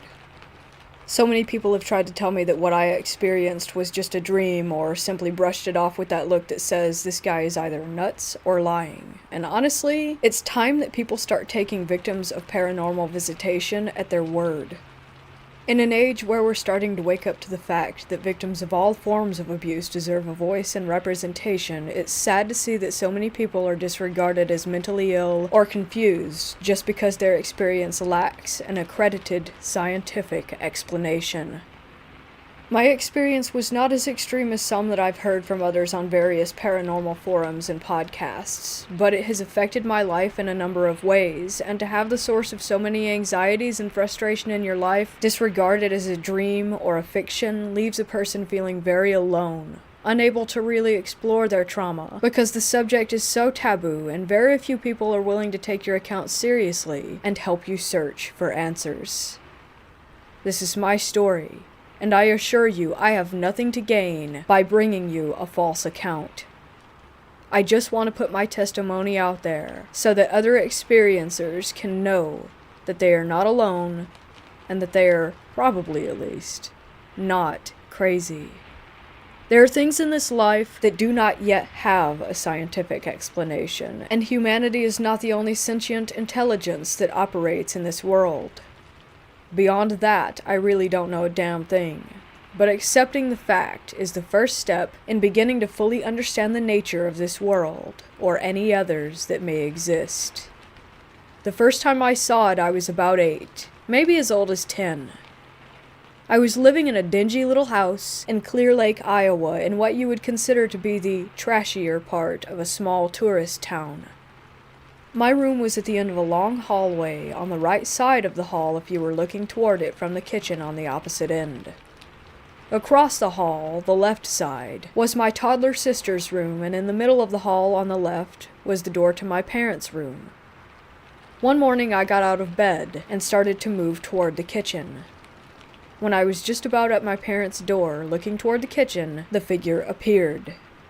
It sort of leaned into the hall from the living room, which was adjacent to the kitchen. It was a tall, black figure. Black as in pitch black, but sort of smoky and hazy, like it was just a bunch of compressed black smoke molded into a human form. Everyone seemed tall to me as a kid, but this thing certainly seemed taller than my parents, who were about 5'5" and 5'6" respectively. The only distinguishable feature on the being were that it had 2 glowing red eyes, just like circular LEDs, on its face. They didn't really seem to be the size and shape that a human eye really is, but truly round and glowing very brightly. This detail I'm sort of fuzzy on, but that's what I recall. From the moment it leaned into view, the thing was just watching me, and when I saw it, I stopped and watched it back. I wasn't exactly scared, but had the distinct impression that this was all it was there to do, to watch. I knew that this wasn't something that I should be seeing in the real world, and I was uncomfortable, but all in all, the thing was non-threatening and didn't make any advancements on me. It just stood there for a minute or two, and then leaned back out into the living room.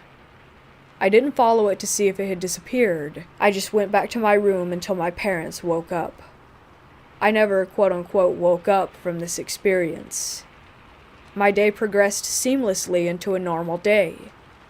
I knew that this was not a dream because I was very familiar with my dreams. I had constant night terrors in this house, but I'll get into that later on. The point being, the kinds of dreams that I had were more distinctly bizarre and surreal than this experience, and I always woke up with an understanding that what I had experienced that night was just a dream. This was not the case that morning. If I was dreaming that morning, then I'm still dreaming, because like I said, I never woke up from it. The second experience was just as brief, but a bit more menacing. I can't say how much time passed between the two events, but this incident was dead in the middle of the day, full daylight with other people in the house going about their daily business. My mother was in the living room, and I had just walked into the kitchen and toward the hall. I was now standing approximately where the figure had been on the first occasion, looking down toward my room and my sister's. Suddenly, the figure appeared. This is where it gets really bizarre, because the thing actually crept out of my room. I mean, this effing thing was literally creeping, like some old school Scooby-Doo villain walking on tiptoes with its arms raised and hands bent toward the floor. If you get what I'm illustrating here, you should probably laugh, because it was just as goofy as it sounds. It crept from my room into my sister's room, which is what really freaked me out by this event. The whole thing was over in just a few seconds. Moving in this bizarre manner, it had its head turned toward me the entire time. From the moment that it crossed the threshold of my door, its eyes were already on me, as if to say, yeah, I'm here, straight creeping around your house, and there's nothing you can do about it. No one's gonna believe you. I had already told my mom about the first sighting, and of course she had dismissed it as a dream or my overactive imagination. So I didn't bring it up, but I was really scared that it had some sinister intentions with my sister. I do remember her having some nightmares around this time, which I heard from my room, her crying to my mom about how the quote-unquote creature from the Black Lagoon was standing in the corner of her room. I asked her about this years later, but she doesn't remember any details on that. So that's it. That's all I saw of this shadow person. But there's another element to my life at this house that I feel might be relevant to what I experienced. As I mentioned earlier, I was prone to night terrors while living in this house.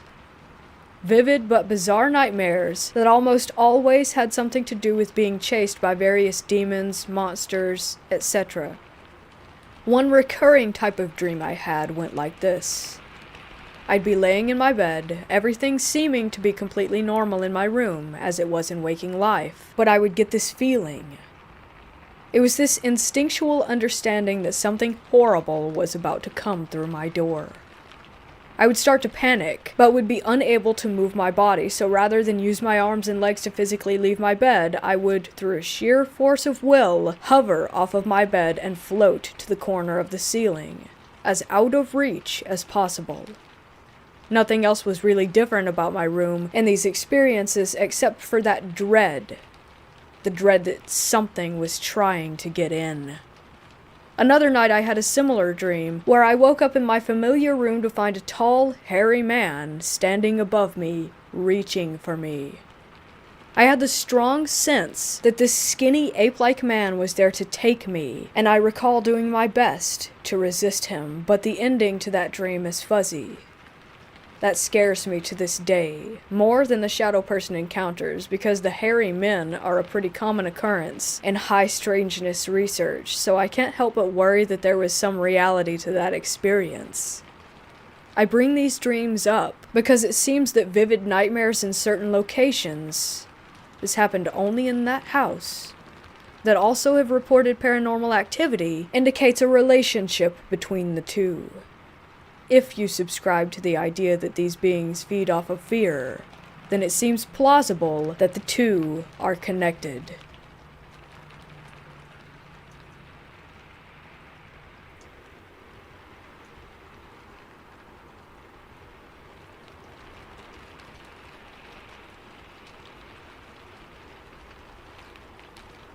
I live in the basement of my parents-in-law's house, and my wife never goes down to my room. I'm almost always in there alone. Since I've lived there, a few things have been happening that I dismissed as ventilation or something or other, such as my door slowly creeping open. Frankly, I wouldn't even have noticed something opening if it weren't for the green indicator light of something I have plugged into the wall outside my room. At night, if I have to leave my room, I exit and make an immediate left and dip into the bathroom. I can almost always sense an entity in the living area or bar area of the basement. This feeling is compounded when I exit the bathroom and my reflection appears on the wall of our sliding doors. Sometimes, I do not have a face in my reflection. I quickly re-enter my bedroom and shut and lock the door. Some nights there's a knocking from within my mattress that wakes me up, usually between 3 and 3:15 a.m. I have no way of dealing with this other than risking it and fleeing upstairs to my son's room. My son, 3, has autism and frequently says, "That's scary," over and over in the basement while looking toward the bathroom and living areas. The light switches that I have access to when leaving the room frequently cease to function right when I need them, or will flicker out almost violently as I'm on the staircase halfway up and out of the basement. I can hear rustling in the middle of the night sometimes as well, and I occasionally convince myself that it's just a mouse. Lately, this has graduated to the sound of footsteps in the ceiling in the middle of the night. Most recently, when I heard these footsteps, there was no one home but me, and I searched the house wielding a knife for an intruder to find no one home. I think that this entity is aware that I know it exists, and I interacted with it via the mirror once, and it contorted my face.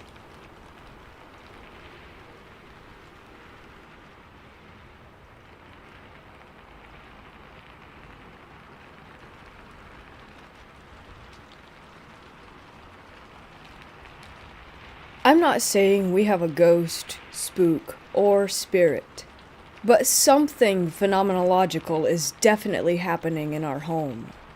The brief background on the home is that it's over 70 years old in an older part of our town. The previous resident was a well-respected attorney in the area, and he died here. We wouldn't learn this until after we moved in. The house was almost completely dismantled and rebuilt with new everything. Paint, electric, plumbing, drywall, etc. One floor, not a whole lot of square footage. An attic that has about 2.5 feet of clearance. Not long after getting moved in, my wife and I learned a little bit more about the house's history, and that the previous owner had passed away, and that it was quite some time after his death before he was discovered. We made peace with this information and continued settling in. The first peculiar incident wasn't really that peculiar. It had been well over a year since the previous owner passed, but he kept receiving mail. A lot of mail. Fun mail, too. Magazines and newspapers with the subscriptions renewing. We remarked on the mail as being merely interesting, and for the sake of creating a tradition, we always kept the old attorney's mail for a day or two, in case he just wanted to read it. Eventually, this would trickle to a stop. The second peculiar incident caught our attention. After 2 months of being in the house, we decided to get newer, better locks for the doors. I had a new key, my wife had a new key. 2 extra keys went on the key hook. A few days go by, and my wife asked me if I had lost my key or if I had trouble locking or unlocking the door. I hadn't. She showed me the 2 extra keys. Both were still on the wire ring, and both had bends of about 15 degrees right at the key's shoulder. We agreed that this was odd, but we let it go with some loose rationalizations. The third peculiar incident started a little over 2 years ago, and continues still. Neither I nor my wife smoke. However, about once every 2 weeks on a random day, and usually after midnight, the distinct odor of warm cigarette smoke can be smelled in our living room. At first, we thought it was someone walking nearby, or a neighbor, or an odd or unfortunate combination of smells from a garbage can. We got some cameras and pointed them outside to see what we could see. Nothing. The last time we smelled cigarettes was about 2 weeks ago. And we've had electricians check our wiring on unrelated matters just in case. The fourth incident relates to the second. 2 metal spoons in the silverware drawer were bent. Almost snapped. Aside from the cigarette smoke, it's been a while since anything has happened, until last week. For whatever reason, the attorney's mail is resumed and the 5th peculiar incident has occurred. I work out in the woods, and my wife now works from home in the company of our 2 cats. In a flurry of texts and phone calls, she told me that it sounded like someone was running around upstairs, as if they were rushing across the house to answer the phone, was how she described it. We've had squirrels in our useless attic and the occasional tree branch. The footsteps exceeded both of those. The 6th and most recent peculiar incident is equal parts mundane and intriguing. We have a favorite spatula. Yes, we do. Some of you reading this probably have your own favorite spatula, spoon, fork, pot, pan as well. We used the bright robin's egg blue utensil to make our Thanksgiving dinner and set it aside with the rest of the cooking detritus. That evening, and the following morning, the kitchen is cleaned and everything is put away. Sunday began the greater holiday baking season, requiring the favorite spatula. Except, it was missing. The ceramic container where the utensils are stored has everything else. Red things, green things, metal things, wooden things. Visual inspection of the surrounding area results in zilch. Every cupboard and drawer, opened and investigated, to nothing. We sadly conclude that after the big cleanup, it must have ended up in the trash. So we began an online hunt for its replacement. On Friday last, I get a picture of the utensils sitting quite happily amongst all the others. I was confused by this, since the evening before we had to use other tools instead of the missing spatula because it was missing. So, sometime after 9:30 p.m. Thursday and 7:18 a.m. on Friday, something that was missing for at least 5 days returned. So, here it is in order. 1. A confluence of strange coincidences. 2. Sleepwalking. 3. Someone is managing to live in our attic. 4. That I and my wife are in a weirdly mutual prank cycle. Or 5. Something real is happening. If you have any ideas, tests, solutions, resources, or suggestions, I'm listening. Nothing seems malvoyant about what's been happening, but it's definitely happening.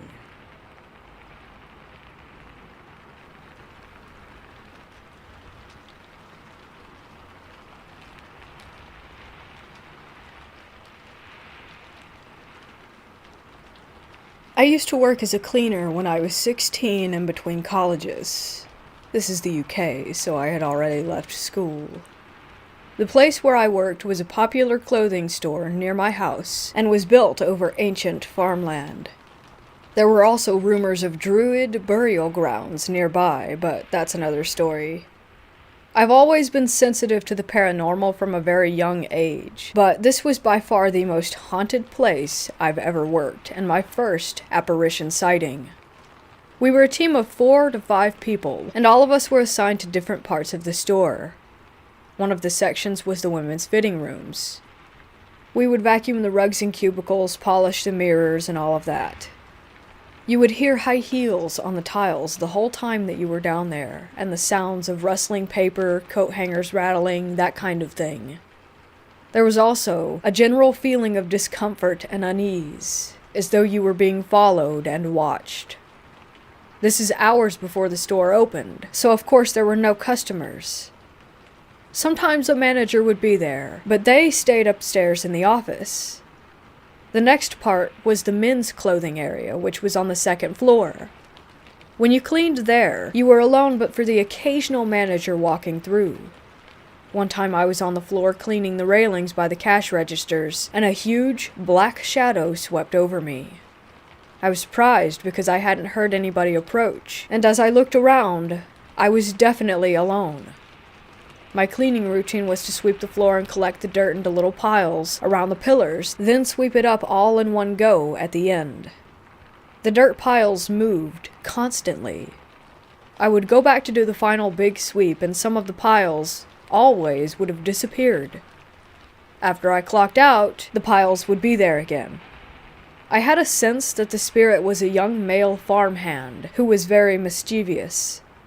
I said as much to my coworker, and she told me that she refuses to clean in that area after polishing the mirrors one day and seeing the disembodied head of a young man peering over her shoulder. Aside from my instances with the piles, I would always hear the sound of coat hangers rattling and shuffling noises, but I never felt threatened by it. I used to laugh it off or just tell the spirit to stop, and he would most of the time. Now, after the store was clean, we would clean the staff quarters. Toilets and canteen, meeting rooms. The toilets were a non-paranormal horror in themselves. Note, I worked here with my mother. We were assigned to clean the female toilets, and usually if someone was using them, we would leave and give them privacy until they finished. So we went in, the middle stall was closed, and we heard rustling paper and heavy breathing. So we left and waited. And waited. And waited. The cleaning cupboard was right next to the toilets, and didn't even have a door. We would have seen and heard anybody who might have left. To leave and enter the toilets, you would have to walk straight past the open doorway and then walk down the corridor that directly faced it. It was an L-shaped corridor, with the toilets on the far end and the cleaning cupboard on the corner. Except when we went in after waiting 10 to 15 minutes, the middle stall door was wide open and empty. Now, on to the apparition. The children's clothing area was generally less creepy. There were coat hangers moving again. Sometimes things would fall off the shelves and rails, but we always just shrugged it off. The elevator was directly opposite the children's clothing, and we usually loaded our cleaning equipment into the elevator because it was too heavy to carry up the stairs. I remember rinsing my mop out, and I glanced up. There was a little boy around 6 or 7 years old, standing directly in front of me. He wore a flat cap, a pale shirt with suspenders, dark shorts, and socks up to his knees. At first I thought it was a mannequin, and when I blinked, he was gone. I thought I was just tired, and I shook my head. I spoke to my mother about it later, as she's Wiccan and super into the supernatural, and I described the boy to her. She had seen the exact same child a few weeks before, but only the back of him, as if he had been walking around a corner. She told me that she had the feeling he had died of lung-related issues, perhaps tuberculosis or pneumonia. So there you have it. Some of it can be explained by tiredness, I know, but I just thought I would share this experience.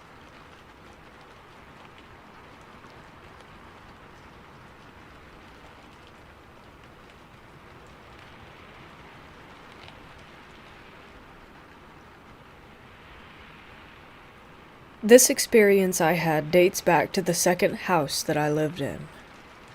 When I was about 13, my Nan moved in with us following my granddad's death, and with the sale of the 2 houses, we managed to move into a fairly big house with a massive garden. Just to put it into perspective, our neighbor's garden in a house in a previous time was a small tennis club with 3 courts, and wrapped around the back of our garden, just to give a perspective of the size of these gardens. So anyway, my bedroom was sort of attached, and above the garage to the side of the house, so I used to be able to see across my neighbor's garden and the gardens next door to theirs, whilst also being sort of detached from the rest of the house. We lived there for about 5 years, and nothing really happened. I went to uni and had some experiences which I've posted on another post. When I returned from uni, I picked up the dirty habit of smoking and not wanting my parents to know. I used to climb out of my window on the side of the roof of a shelter that we had outside my window and sit to smoke. When I was back for the summer after my first year, I was on this roof and I heard our neighbor's dog bark and go ballistic. He wasn't in the garden, but obviously by their back door. At the same time, their automatic backlight sensor switched the light on, and clear as day there was a black, and I mean really black, figure in their garden. It stood maybe around 5'10". Looked like a man's figure. It was just pacing up and down their decking, almost right below me. I initially crapped myself, thinking it was the husband and that for sure he had seen me smoking. I looked closer, frozen still. What I was seeing was almost hovering, gliding, effortless, not walking. Suddenly their back door opened, and the husband came out with the dog, and just like that, it vanished. I continued to see Steve out there and the exact same routine occurred. That was almost every other night. I even kept a log at the time, looking for some sort of pattern. One night shortly after, about 8 weeks, my parents had a barbecue and my neighbors came. I brought this up with the gentleman's wife, who looked at me and laughed. She proceeded to tell me that the shadow's name was Steve. Steve had been in their house for the last 20 years, and she regularly sees him pacing the garden, walking down the stairs, opening and closing doors and cupboards, moving their possessions, almost like living as if they were not there.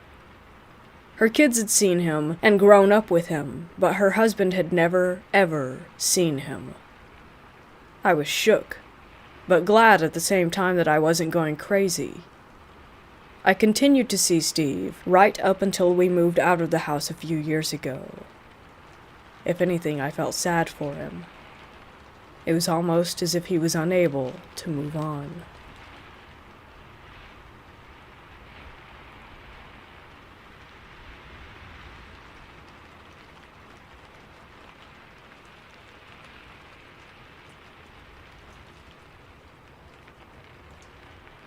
This is a real story in this area. People actually report seeing this. It's a tale that comes from a little town in Lancaster County, a place called Elizabethtown. It's called the Purple Light Bridge, and it's a story that began in the early 1900s. Could be more than a tale, though, since there is proof of the purple light and the tragic incident behind it. So one of the tales is that a young boy is struck by a train on the bridge that intersects between Turnpike and Road Street, which is where the train station for Amtrak is. It supposedly happened in 1934, and some people claim that there is proof of the accident. So after the boy's death, it is said that late at night you can see a purple light on the bridge or in the gorge where the train track ran into from the north heading southwest. People like to argue that you can see the light at another location, and that it's been there not only by the train station itself. They claim that you can see the lights under the bridge that is above the train tracks on Bossler Road. Bossler Road, for this purple light, had another tale. A mother brought her son to the bridge, and under that bridge, she hung her son, and then herself. Locals say that the purple light that you see is the mother and the son, as one energy. Some people have claimed that the purple light comes from the moonlight reflecting off of the rocks below. Yet even more people claim that it's actually the bridge a couple miles away in Newville, near Elizabethtown. I have not yet tried to investigate, but certainly intend to.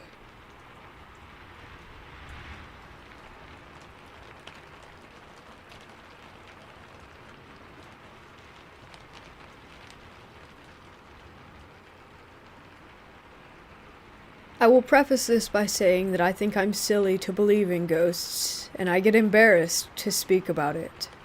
The alternative to believing that I was haunted is admitting that I am much more mentally ill than I had ever believed, which is absolutely possible. This took place over a few years in a farmhouse in the desert of Arizona. It was newly developed land. We moved into the place when I was 15. At the time, I was going through a lot emotionally and smoking a lot of weed. That might explain some of my personal experiences, so I'll try not to dwell on them too much. The house was set up almost plantation style. It was very wide, had a big wraparound porch, and lots of awkward corners. The front room was a tall library, with an open balcony to the upstairs, which ran into long, skinny bedrooms. My parents' room was closest to the stairs, and was attached to a nursery with a sliding ensuite door.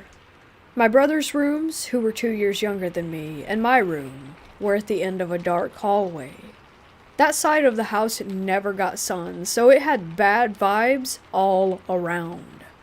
Downstairs, there was a messed up Harry Potter-style closet, a sunken-in living room, a kitchen in the center of the house, and a sunken playroom for the baby. It honestly started the first day that we moved in. My brother and I were the only ones in the house, and we were unboxing plates. It was so empty that everything in there echoed. I swear it sounded like a little girl laughed, like a creepy track that you could get off of an app or something. Keep in mind, the TVs were not plugged in.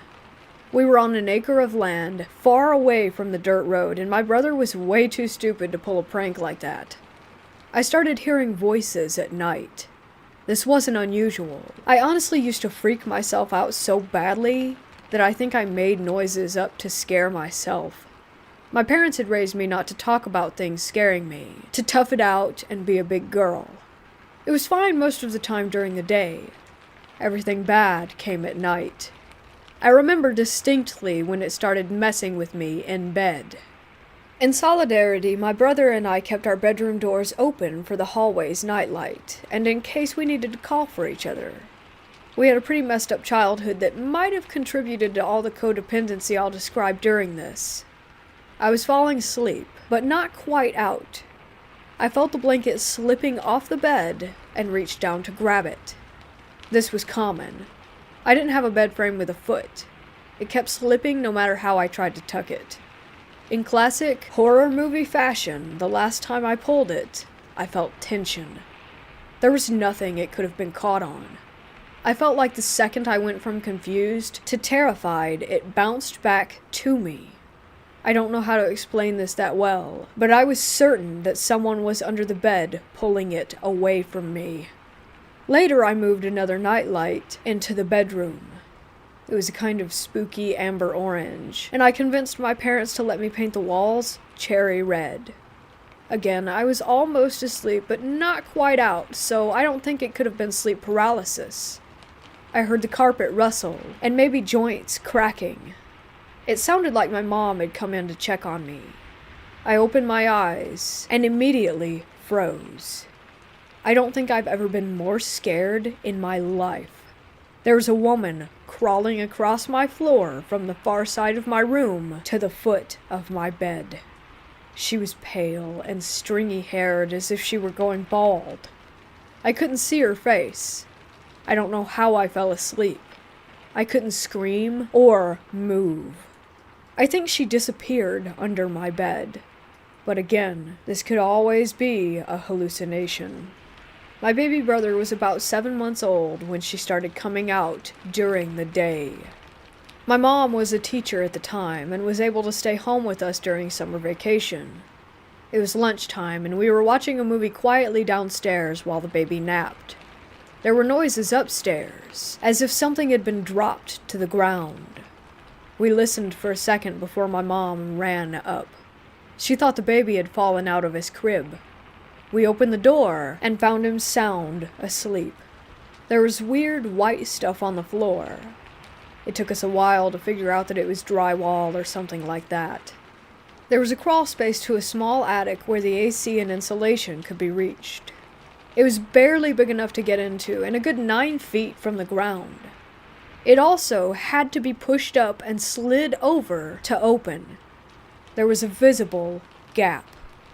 The carpet was a really ugly dark blue, so we could see the white spots on the ground as if something had been dragged from one side of the room to where the crib was, and it stopped right in front of it.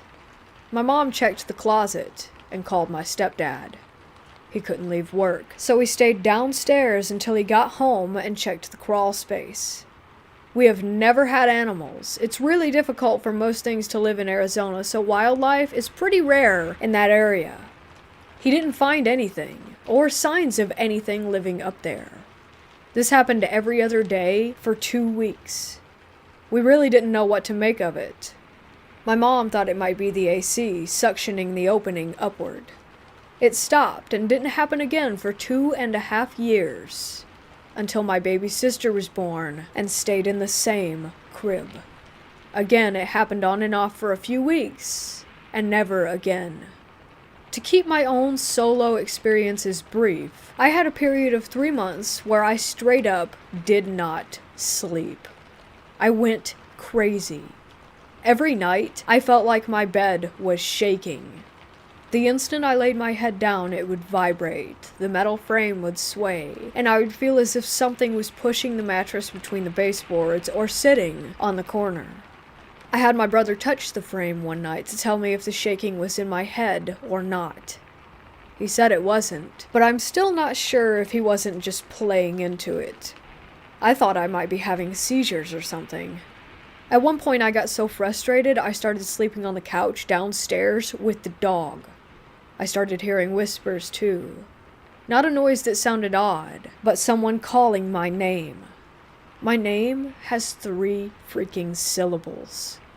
I would be in my room, door open, doing something at night after my parents went to bed. It was a female voice, but it sounded off. I don't know how to explain it. The downstairs really scared me after the lights went out, so I never went down, but I did walk to the balcony and look. I never saw anything, but the whispering would stop when I got close. My brother started hearing it too. He's kind of weird. His life's dream has been enlisting in the army, so his reaction was always getting his knife and walking right downstairs to confront it. He would turn the lights on and look around before coming right back up.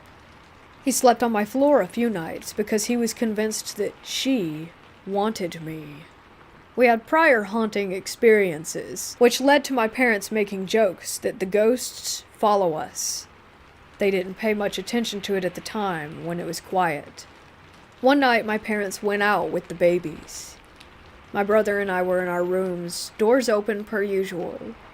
We started hearing something strange. At first, I thought it was the wind. It got louder until it was clear that a woman was wailing. I know it sounds crazy, but it was so clear. We hid in my room for what felt like hours, calling my mom. For some reason, it never occurred to us to call the police. Eventually, the crying stopped. We hatched a plan to run for the stairs and out the nearest door. All of the lights were on in the house, and my brother has his stupid knives. It's like it knew that we were going to leave. We heard shuffling outside the door, and maybe breathing? I guess it could have been the air conditioning. We kind of decided that we were ready to die, unlocked the door, and booked it. The crying started again, and it was very clear that it was coming from my parents' room. We stood outside the property line for another hour waiting for them to arrive, watching the house. No one could have gotten out without us seeing. We had huge windows lining the upstairs hallway that showed everything with the lights on. My parents again made fun of us, and still do about that night. A few other incidents include my baby brother talking to the man upstairs. He would stand in front of the balcony and chat up to someone. He told us that the man was hiding in my room. He talked about the man in the window and would ask, "Who's that?" directed to the doors at night. I don't want to talk about all of it, but there were so many instances of voices, doors slamming, and things being knocked over in my room that I really did think I was losing my mind. I moved out at 18 and came back occasionally, usually to babysit. Apparently, my reluctant believer mother and absolute skeptic stepdad watched a coffee pot jump off of the counter. They were also outside sitting and having an open fire while drinking coffee when they saw a figure in the balcony window of our room. It was a tall man, but my stepdad still needed urging to go upstairs. It appeared a second time, closer to where the nursery door was. My mom said she had horrible dreams about a man in the corner of her room after that. She was present for many of the instances where we heard footsteps upstairs, doors slamming when the AC was off, etc., but she always denied that there was anything wrong. Once my parents left town with the kids for a week. At this point I was 19 and living happily an hour away. My mom begged me to check on my brother and stay a few nights for the weekend. I arrived during the evening after I got off of work. I asked how had things been when he was alone. He said he was fine, he just didn't go upstairs at night and, quote-unquote, minded his business. He said if he ignored it and tried not to get scared, then it, in return, ignored him. He felt safe with the dog. We were watching YouTube and eating when we started to hear a deep noise. At first I thought it was a bike or one of the small buggies that people drove out here. Then I noticed that it was holding a tune. It was humming. The dog had a weird thing about staring into the bathroom if the door was open, which is scary at night. This time, the door was closed, and he still stood up and stared. The noise was so deep that it sounded as if it couldn't have been human, but it was definitely melodic. There's nothing I could think to figure out to try and explain it. My brother and I just kind of looked at each other. Then, a door slammed upstairs, and we decided to nope out of there and go for a walk. When we got back, I decided that I would sleep in my parents' room. It didn't feel right to stay in the kids' room, but looking back, it would have been best to stay close to my brother. I fell asleep surprisingly easy. I guess about 2 hours passed before my brother slammed the door open. The house smelled like it was burning. Not really like a fire smell, but more like burning plastic and trash. I was panicked. I was the adult and had no idea what to do in that situation. We checked the house. I turned off the air conditioning, thinking it might be on fire. We opened all the windows and fell asleep on the couches downstairs. The next day the smell was still lingering, but less overwhelming. The air conditioner was fine when I turned it back on. Like usual, the day was fine. That next night, my brother and I went on a Jack-in-the-Box run. It might have taken 30 minutes. We arrived home to a mess of blood, vomit, and shit. The dog was sick all over the living room. We immediately took him to an emergency vet, certain that he was dying. They checked him for everything that they could and gave him a clean bill. When we got home, all hell broke loose. My brother and I were cleaning up the mess with the doors open for airflow. There were absolutely insane banging noises coming from upstairs. We hadn't locked up on the way out. My brother thought that someone had snuck in and was trashing the place. He went up to check, and I hung out downstairs ready to call the cops if need be. Nothing happened. Nothing even seemed out of place. We kept cleaning, but the noise started almost immediately. It kind of sounded like someone was shouting behind a wall of cement. I couldn't tell the gender.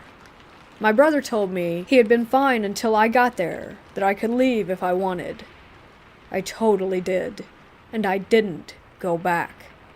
My parents sold the house this year. During the interim of the move, they stayed in an Airbnb. My brother lived really close to his work, so he stayed in the house with the dog for a few weeks. This story is just his own, so I'm not sure if I believe it. Like I said, he's kind of strange, but he's also not really one to embellish.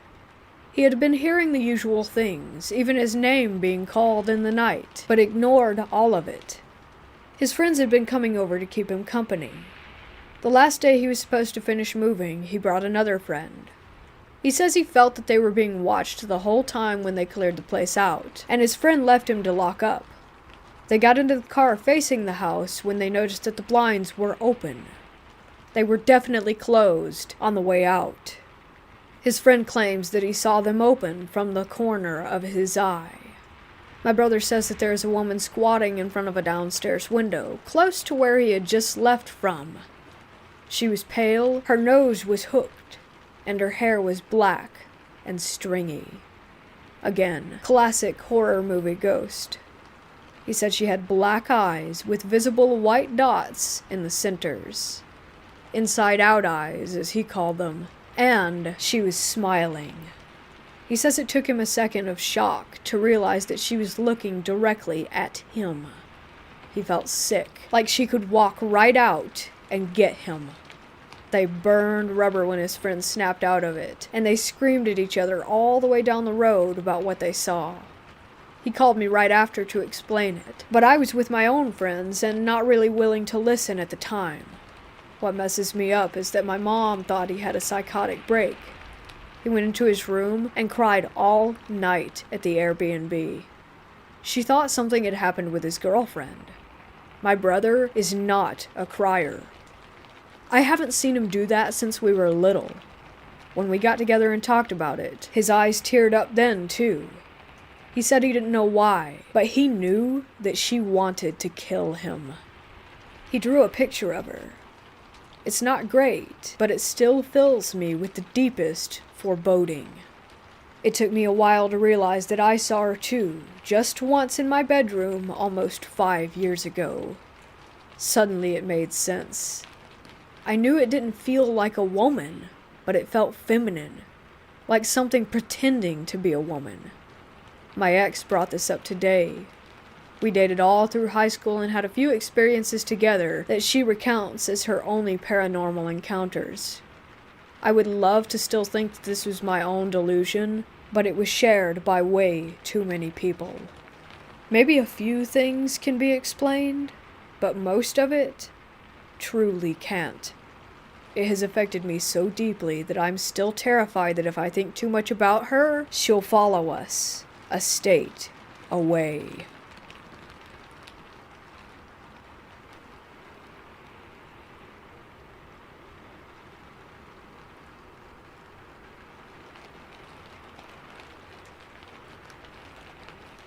I'm married with 3 kids. The kids are older, 20, 17, and 10. We just bought a house and moved in the first week of December. Our room and my daughter's rooms are upstairs, and my 20-year-old son has a room in the basement. There's a storage room across from his room, then a big area with a fireplace where I have my gaming console, TV, and chair set up. Anyhow, on Christmas Day, the wife and kids were getting ready to go to her dad's house. I wasn't going because me and her dad didn't get along. I fire up the PlayStation in the basement and put on my headset. They're all upstairs running around because they're going to be late, and I see my son come downstairs and head into his room to grab something. A few minutes go by and I'm focusing on my game. Out of the corner of my eye, I see what I thought was my son leave his room and walk into the storage room, then slam the door hard and loud enough that I hear it through my noise-canceling headset. I pull off my headset and yell, "What the hell, man?" and look over at the storage room. The house is quiet. I walk over and open the storage room door. It's a 10 by 10 room with no windows and nothing in it. I look in his room, but he's not in there. I go upstairs, and they've already left. The van is gone. I told my wife about it, and she just laughed. Funny thing is, I never mentioned it to my son, but the other day I came home from work and he says, "Damn, Dad, I could hear you in the gaming room until like 4 a.m. I'm surprised you made it to work this morning." Me and all the girls had gone to bed by 9 p.m. the night before.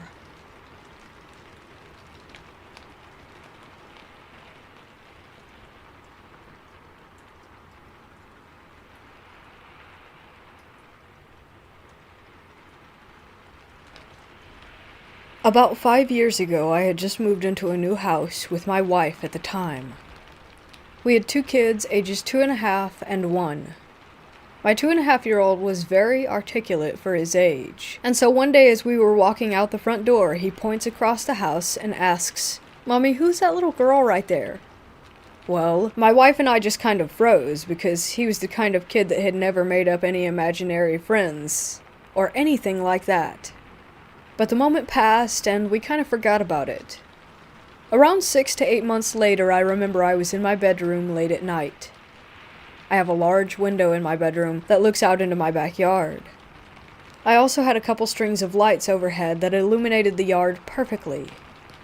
One night I was up studying for a class the next day when I looked outside and saw that my kid's swing set had one swing going back and forth in a perfect pendulum motion like someone was on it, while the swing next to it was dead still. This was not the first time this has happened. It was actually the third, I think. But it was the instance that I remember the most clearly and took the most notice. I honestly have no idea why I didn't think to tell my wife or to take a video, but I just stood there in the window and watched it for a couple minutes, and it kept up perfect consistency. I grabbed my flashlight and walked out to my deck to get a better look. Still swinging. I had been studying lots of science classes at that point, so my head was in the space of, I'm going to figure out the rational explanation of why this is happening. It was breezy out, so I walked up to the swing set and held my hand in different places around the swinging swing, and no breeze. Plus, again, the swing next to it was dead still. Also, my thought was that if it was the wind, there was no way that it could keep a perfect back and forth motion. If a swing gets even a little off, it would have collided with the one next to it. Anyway, I'm not sure if I had a previous encounter with my son in mind or not, but I had a very certain feeling at that moment that there was a little girl swinging on the swing. Almost like I could see her, but obviously couldn't. I also felt very at ease and not frightened at all. Then after about 5 to 10 minutes, I stopped the swing just to see what would happen, and it remained stopped. I remembered apologizing out loud to the girl for stopping the swing, and told her that she could swing whenever she wanted to, but it never happened again after that, and I haven't had any additional encounters at this house since. I looked up public records and asked the landlord if there was ever any little girl that had died in this house, and nothing. The only info that I could collect is that a few years before we moved in, there was an elderly woman who lived here for about 20 years, but the owner had the landlord kick her out in fear that she would die on the property, so she had to move in with family a few states away. Anyways, I would love to hear your thoughts on this one.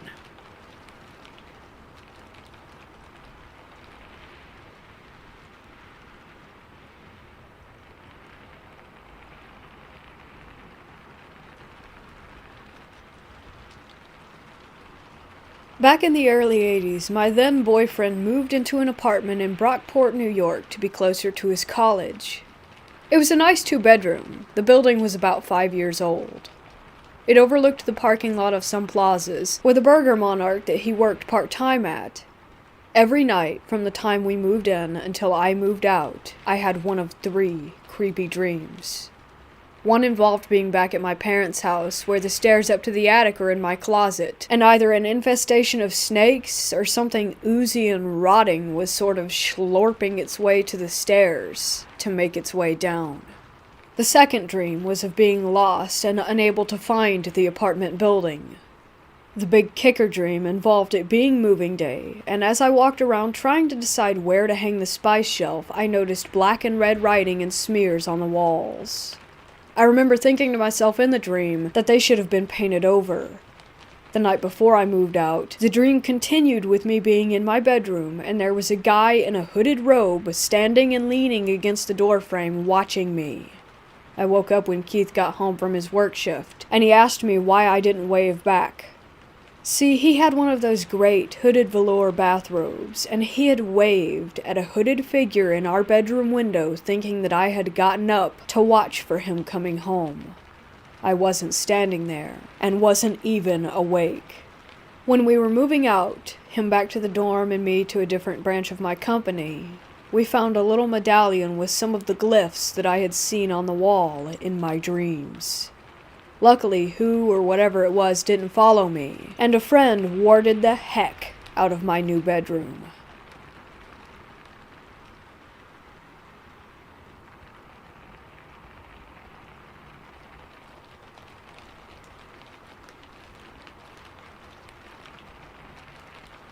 This happened last night.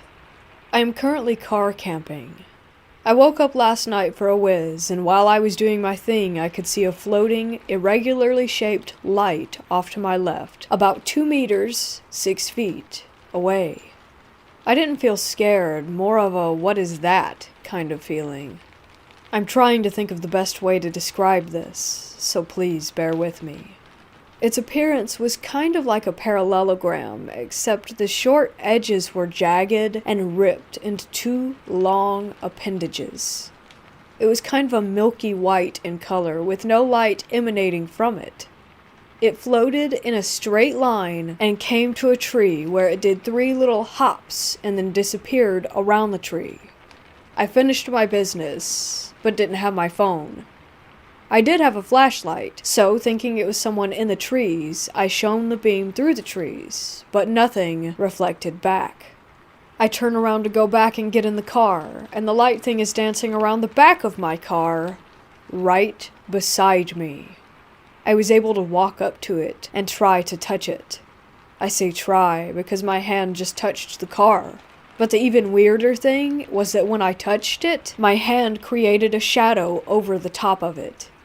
It was like it had no feeling at all, like just going through air. After it floated around the car, it disappeared around the side, and I lost sight of it altogether.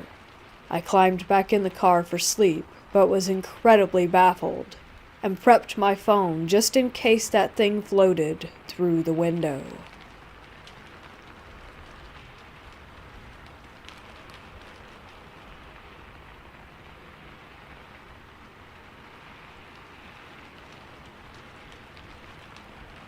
I work in a prison in the UK.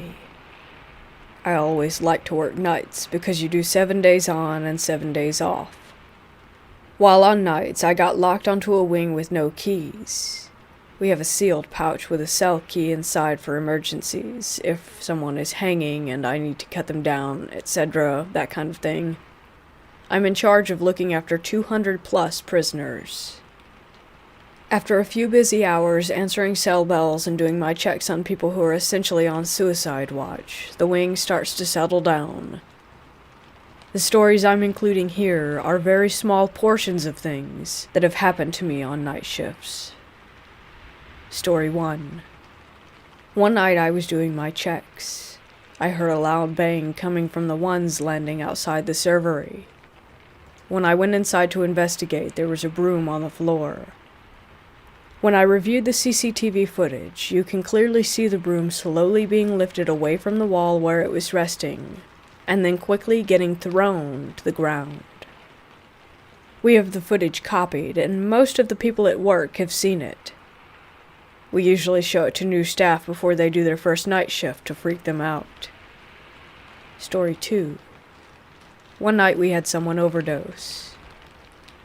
I was working the week after all this happened, and the cell was locked off for the police investigation and was completely empty. At about 3:30 in the morning, the cell bell for that room was pressed. At first I didn't even know that this cell belonged to the guy that had died the previous week, but as soon as I looked into the empty cell, I realized, and just froze. It takes a lot to freak me out. But I didn't walk back on that part of the landing until roll count. Story 3. This one is more minor, but still equally as creepy. Things that happened just last week that prompted me to share this. While walking on the 3's landing, one of the showers on the 2's turned on by itself. The only way to turn it on is to press a button on the wall inside the shower. I went to investigate, and the showers were locked, and the lights inside were turned off. This was about 2:30 a.m. Approximately 30 minutes later, I was walking down the 2's landing and an office door slammed shut. I checked the landings for open windows, and they were all shut. Again, every time I hear a noise, I always investigate, and love anything creepy, but this sent shivers down my spine.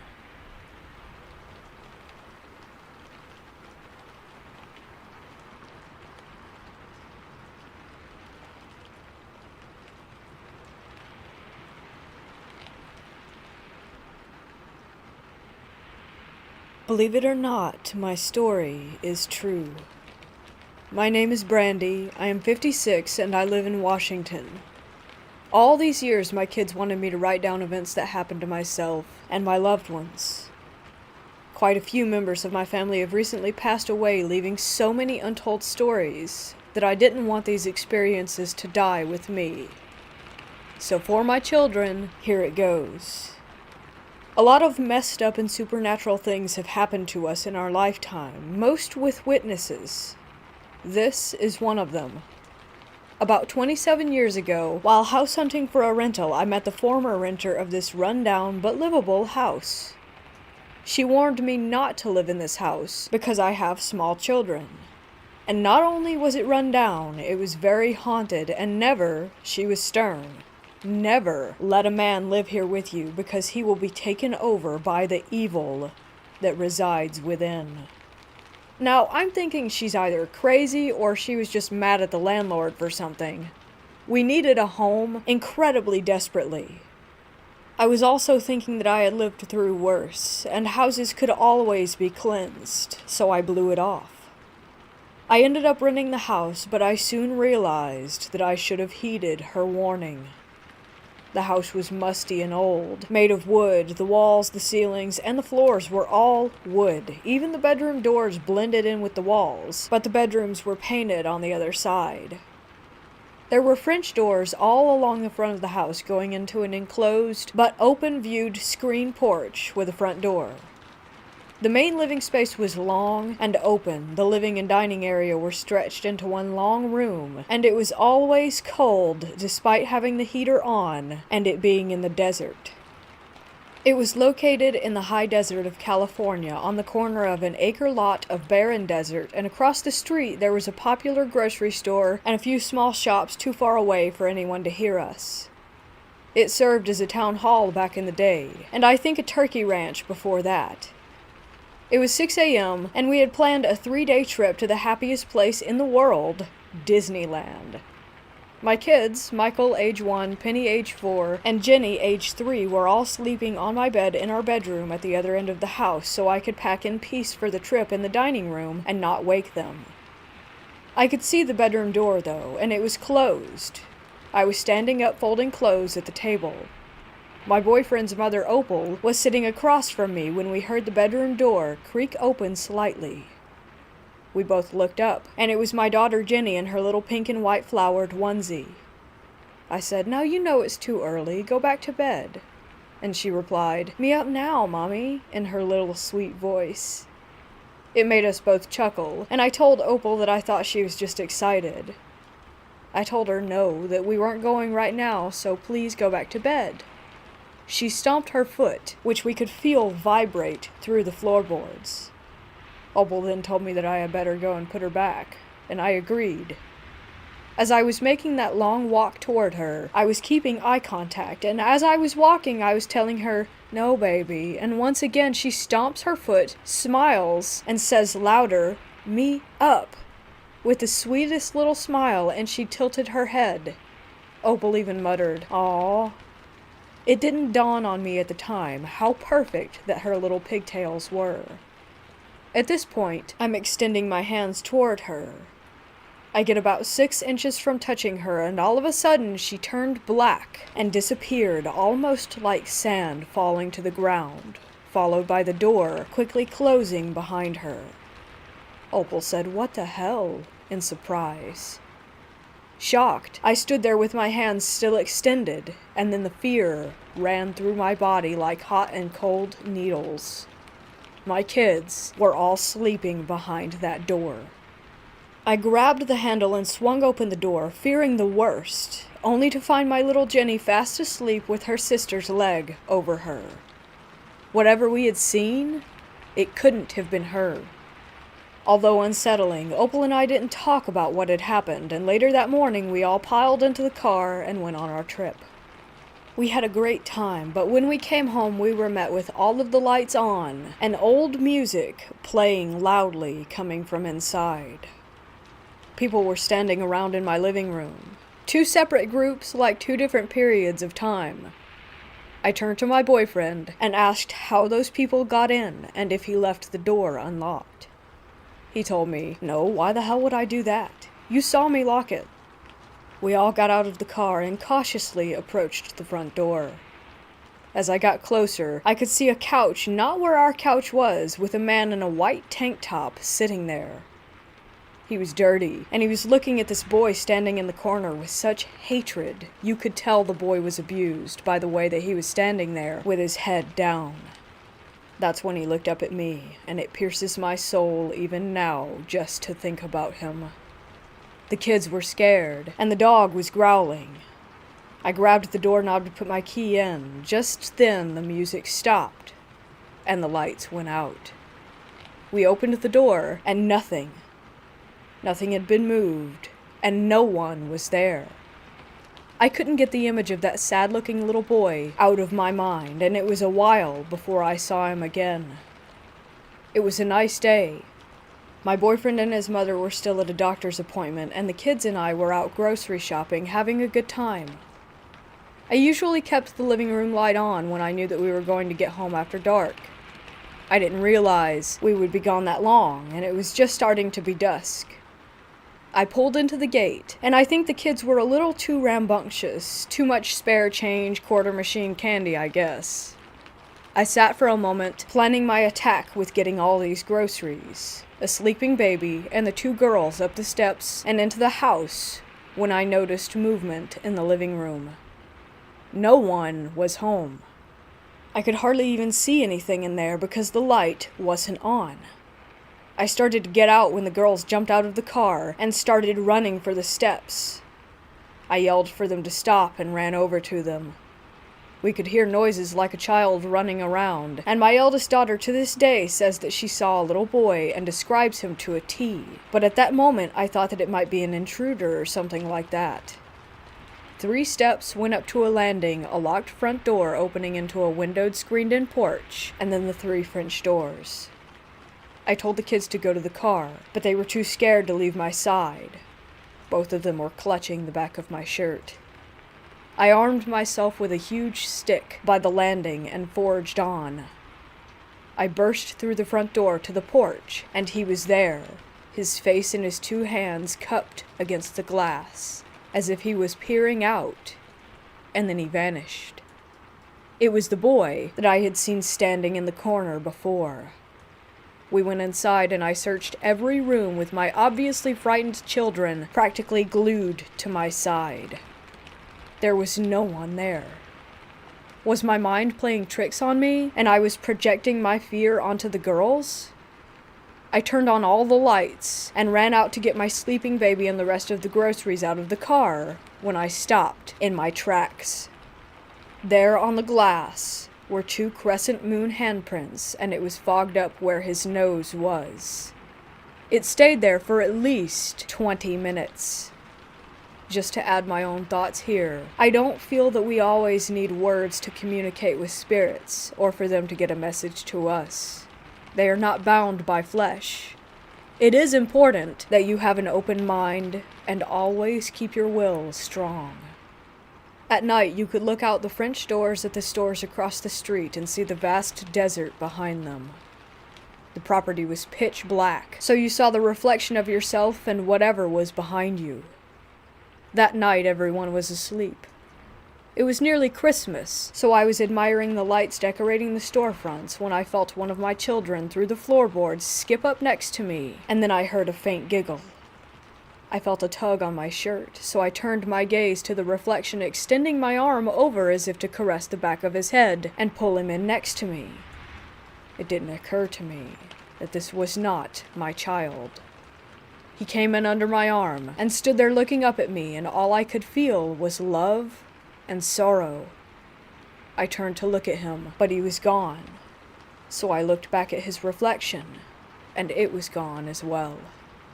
He was about 7 or 8 years old. He had what looked like black and white Converse on, and was wearing old jeans with rolled-up cuffs. I could see the edge of a white t-shirt under a light gray sweatshirt, and his hair was sandy blonde and wisped to the side with the sweetest smile. In that moment, I felt everything that he was feeling, and I cried. I saw the images of abuse flash through my head. I don't want to elaborate on that, and he made me feel that the man was not his father, and that he loved the comfort of our presence. There were so many emotions. I went to bed and held my kids tight. I was so full of questions, like what happened to his mom? How did he die? I looked for records and was told that back in the day there were not many records kept out there in the desert. A person could live and die, and no one would know unless it was specifically reported. I felt whatever else was in the house was evil, and we found out just how evil it was the longer that we lived there. I feel I should describe the bedroom so that you can get a feel of the surroundings. On one side of the room there was my full-size bed against the wall and a single bed next to me against the other wall, separated by a small nightstand with a lamp where my 2 little girls slept. The door to the living room was next to their bed, and at our feet was the hall door and closet. Many nights, we would see the light beneath the door get blocked out, as if someone were walking up to my room just standing there, and then they would fade away. At first we thought it was just Opal going to the bathroom, since it was right next to our room, but we found out later that it wasn't her, because she was frail and had to use a potty chair in her room. The dog would sometimes growl and scratch, but when we opened the door to the hall, no one was ever there. Almost every morning at 6 a.m., we could hear the lid to the toilet slam up and the toilet flush, but when we ran in there, the lid was down and the water was still. A phone would start ringing in my room despite us not even having one, and we would hear old music coming from the walls from time to time. At first, we thought that it was coming from the pipes of our neighbor or something like that, but we didn't have any neighbors because the lady had already moved out, and that house was completely empty. So many things happened there, but this night in particular caused me to never let my girls sleep in their own bed alone. The girls were so happy that day. They had both received a package from my mom full of princess stuff. Toys, cups, and bowls, 2 beach towels, and 2 nightgowns embossed with their favorite princess images. The nightgowns were short and silky, and after their bath they begged to wear them to bed, so I happily complied. It was quiet in the house that night. Opal was with family along with my boyfriend, and I don't remember where the dog was, but he wasn't present anyway. I tucked them in, oldest by the wall and youngest closest to me on the outside. I wasn't ready for sleep, so I put a scarf over the lamp to dim the light, so that I could still read. Now I was sitting on my bed next to them, and as I was reading, the covers slightly came down off of the girls. I didn't really think anything of it because my oldest daughter was notorious for kicking off the blankets, so I tucked them both in and continued reading. It happened again, and once again I covered them back up. At this point I was starting to feel uneasy and the hairs on my arms were beginning to raise. Never a good sign. I looked at my oldest daughter and noticed that she hadn't moved. So how was this happening? I sat back down on my bed and pretended to read while intently staring at the covers over the book pages, feeling my heart pound through my chest. Moments passed, and I felt myself trembling, trying to hold the book steady, and then it happened.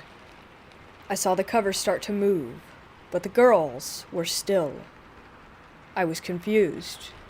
I didn't understand what was going on. The covers were then pulled down with force, so I leapt up and grabbed the covers from the end of the bed, pulling them up. At this point I was standing next to them and my voice quivered as I yelled at whatever was in the room to stay away from my girls. I still don't know who I was yelling at. I sat on the bed next to them, gripping the covers tight, when they were jerked from my hands down to the foot of the bed, exposing my girls' legs. My youngest daughter's nightgown started to rise up to the top of her thigh. She started to scream and grabbed at her leg as if she were feeling pain, waking her sister. I threw my body over both girls and screamed at whatever it was to get out and leave us alone repeatedly. I tried my best to calm the girls down and protect them. We stayed huddled together all night. This was the last time they slept alone in that house. I was able to get a bigger bed, and we all slept together from that point forward. At this point, I'm sure you're wondering, why didn't we just leave? Believe me, I wanted to, but I felt trapped, not just by the house, but also by my boyfriend. Let me start by saying that Bill was not the nicest man. Oh yeah, from the outside he was great. He had a charming voice, and he made people laugh. Nobody thought that he was capable of doing the things that he did. They didn't know him like I did. I feel he tricked me when we first got together. I was young and impressionable. He knew I had low self-esteem, so he made me feel like I wasn't good enough for anyone else and was lucky to have him. We had children together. I knew what he was capable of, and let's just say that I didn't want to lose anyone I loved, so that's why I didn't leave him. But this was different. This was not him. This was an entirely new level of evil. I started noticing a shift in him the longer that we lived in that house. We stopped going out as a family, and he stopped working. He put bars on the windows and one-way locks on all the doors with only one key. Not even his mother cared. She would go into her bedroom and shut the door so that she didn't have to hear me scream or our children cry when he sometimes hit me. And like always, he made me feel like it was my fault. Living there changed him, though. The things he started to do were out of his character, and that made me more uncomfortable. He started watching me from dark rooms and behind cracks in the doors. When I asked him why he was doing this, he got mad and made me feel like I was crazy. When we were alone together in that house, it was even more intense. One such night, the kids were at my mother's, and we had just finished dinner. We were sitting together on the couch watching TV, and I was mending a sock. It had been a pretty good day. I noticed a change in the atmosphere, and for some reason, he seemed to have gotten quiet. I was just about to ask him if he wanted me to change the channel, when a small flash of light hit my right eye. It wasn't until shortly after trying to find the source that I realized he was staring at me the whole time through a little piece of broken mirror in his right hand, hidden by the throw cover. My God, those eyes weren't his. I know him. This was not my person sitting next to me, and I was frightened to the core. He didn't even realize that I saw this, so I sprung up. His mom just had a phone installed, so I'm trying to call my mother and check on the kids. He jumped and hid the mirror in the couch cushions and started trying to reason with me as to why I should come back and sit down next to him and not make that phone call. I noticed that while he was talking, he wasn't even looking at me. He was looking behind my head, almost as if he were looking through me. I glanced at my reflection in the glass door, but nothing was behind me. I grabbed the phone and called my mother, assuring him that I was only going to be a minute. We stayed on the phone until he fell asleep, and quite a bit longer. My mother knew what was going on, but she felt helpless, as I did at that time. He got up, grumbling something as he walked into the bedroom to go to sleep on the bed, so after we hung up, I stayed awake with the blanket on the couch covering everything but my eyes while listening to him breathe until dawn, when I finally fell asleep. There was another time at around 4 p.m. We needed some groceries for dinner, so I got the girls ready and left my baby boy asleep in his playpen in the living room. Opal was napping at the dining room table, and my Bill was sitting on the edge of our bed in the bedroom.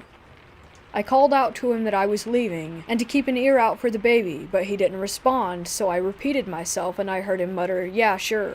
So we left. The store didn't have something his mother wanted, so I had to go to 2 stores. It had just gotten dark as we pulled up, and I could hear the baby crying. I rushed in, and Bill's mother was still sitting at the table. I picked up my son, and he was soaking wet, and it looked like he had been crying for a while. I was changing his diaper, trying to calm him down, and the whole time Opal was getting mad at me for leaving her alone with the baby. I was furious, and I told her, "I didn't. I left him with your son." She looked surprised. She didn't even know that he was home. What the hell?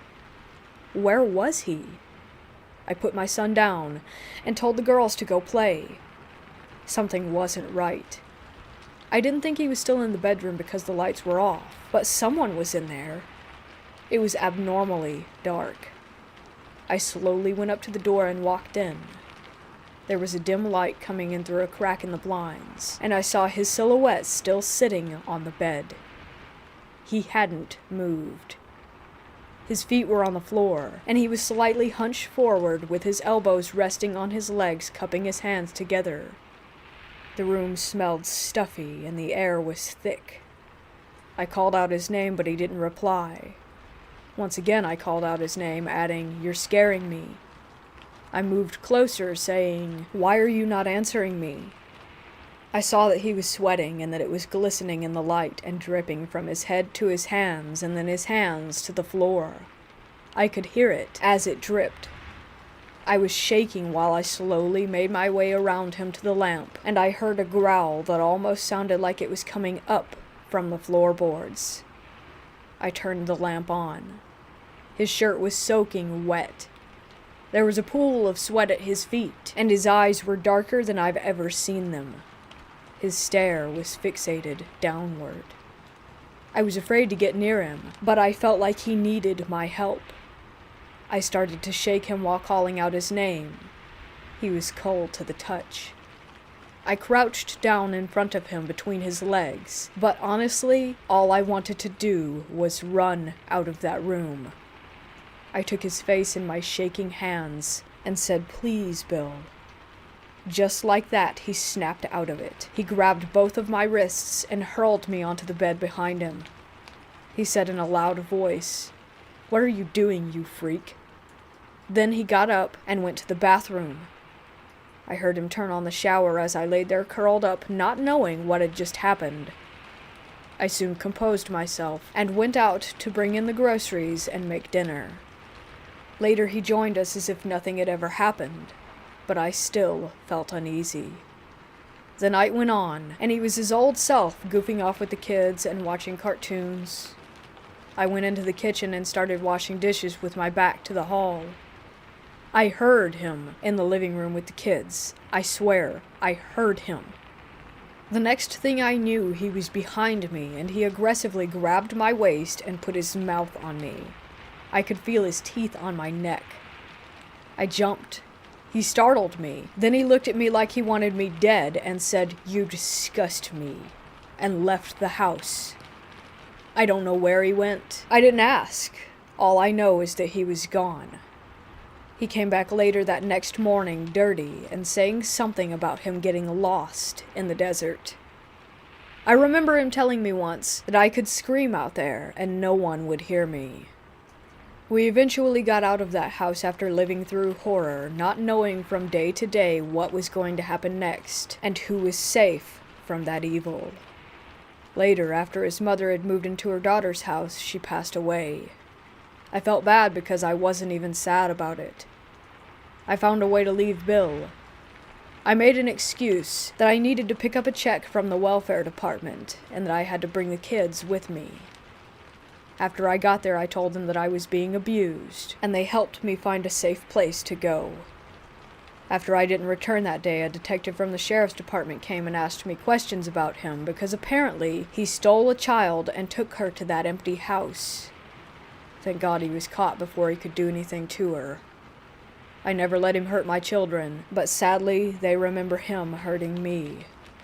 For years after that, I would have nightmares of him appearing at the foot of my bed, clawing his way up my legs, and closing the space between our faces with his cold breath on my lips, and those eyes. I would wake up gasping for air. About 9 years ago, I looked up his name and found him on a website exposing predators. I still shiver when I see small mirrors or broken glass. A few years after we moved out, I ran into the former renter, so I asked her if she knew anything about a little boy ever living there, or did someone die there, and she said, now this is not fact. She said that she heard, I don't know where though, that there was a boy and his mother disappeared, leaving him with his stepdad, who is horribly abusive. Later, the boy was found stuffed in a hole on the property, dead, and they found the stepfather's dried and decayed body on the couch in the living room. He had committed suicide. Like I said, I don't know if that's true, but it seemed pretty damn close to how I felt. I wish even now that I could have helped that sweet little boy move on. We couldn't even drive down that street for years after that, and we all cried with relief many years later when we found out that the house had been demolished to the ground and that a housing tract was being built over the land. I still wonder if those people living there are plagued by the same evil that plagued us.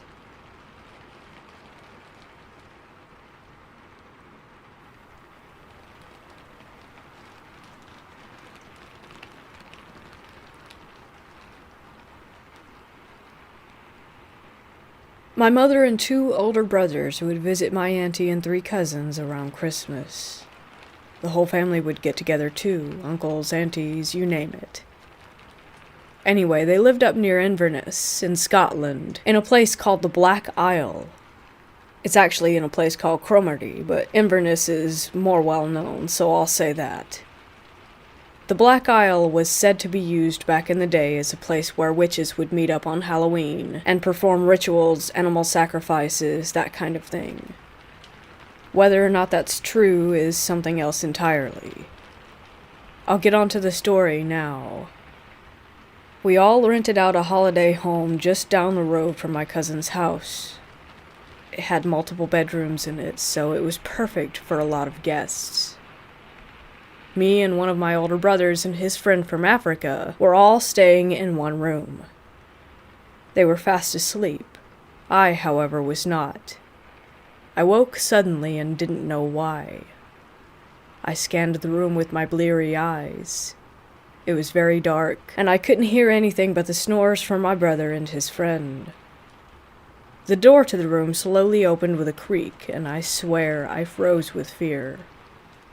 I didn't see anything enter through it, but as I tried to scan my eyes around the room, I started to see shadow-like figures pulsating and hovering around the 2 adjacent beds, over my brother and his friend.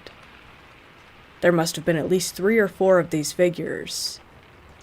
The third one stood over my bed. Although this apparition didn't have any human-like features except maybe the shape of something human, I could still feel that it was staring right at me. I decided then the only course of action was to turn over and face the wall and go to sleep.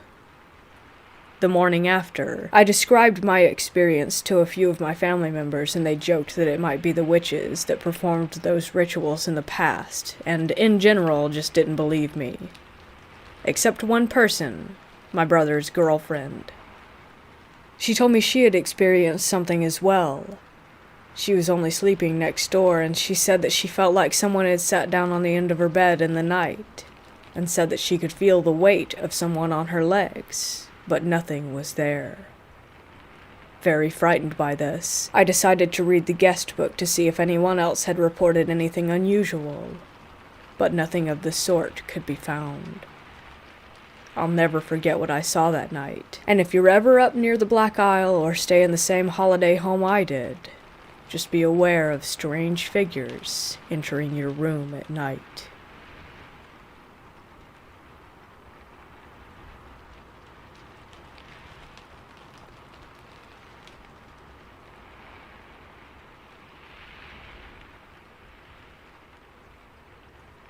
I live in South Africa with my family, and we recently moved into a 2-story house. My room is upstairs. Simple room, really, bed facing the sliding door. Just outside the sliding door, I have a small area where I can smoke. To my left, we have a view of our indoor pool, with an almost UV light type of effect. Now, to my problem. It's been 2 weeks in this new place, and something is following me. I know I sound crazy, but it breathes very, very hard. Last night I went to bed at around 11 p.m. after watching some memes on YouTube. I woke up with a rather foul smell. I honestly assumed I had farted in my sleep. But as soon as I stood up to open the sliding door, I felt it. I swear I am not crazy. I felt something breathing down my neck, and the smell got worse.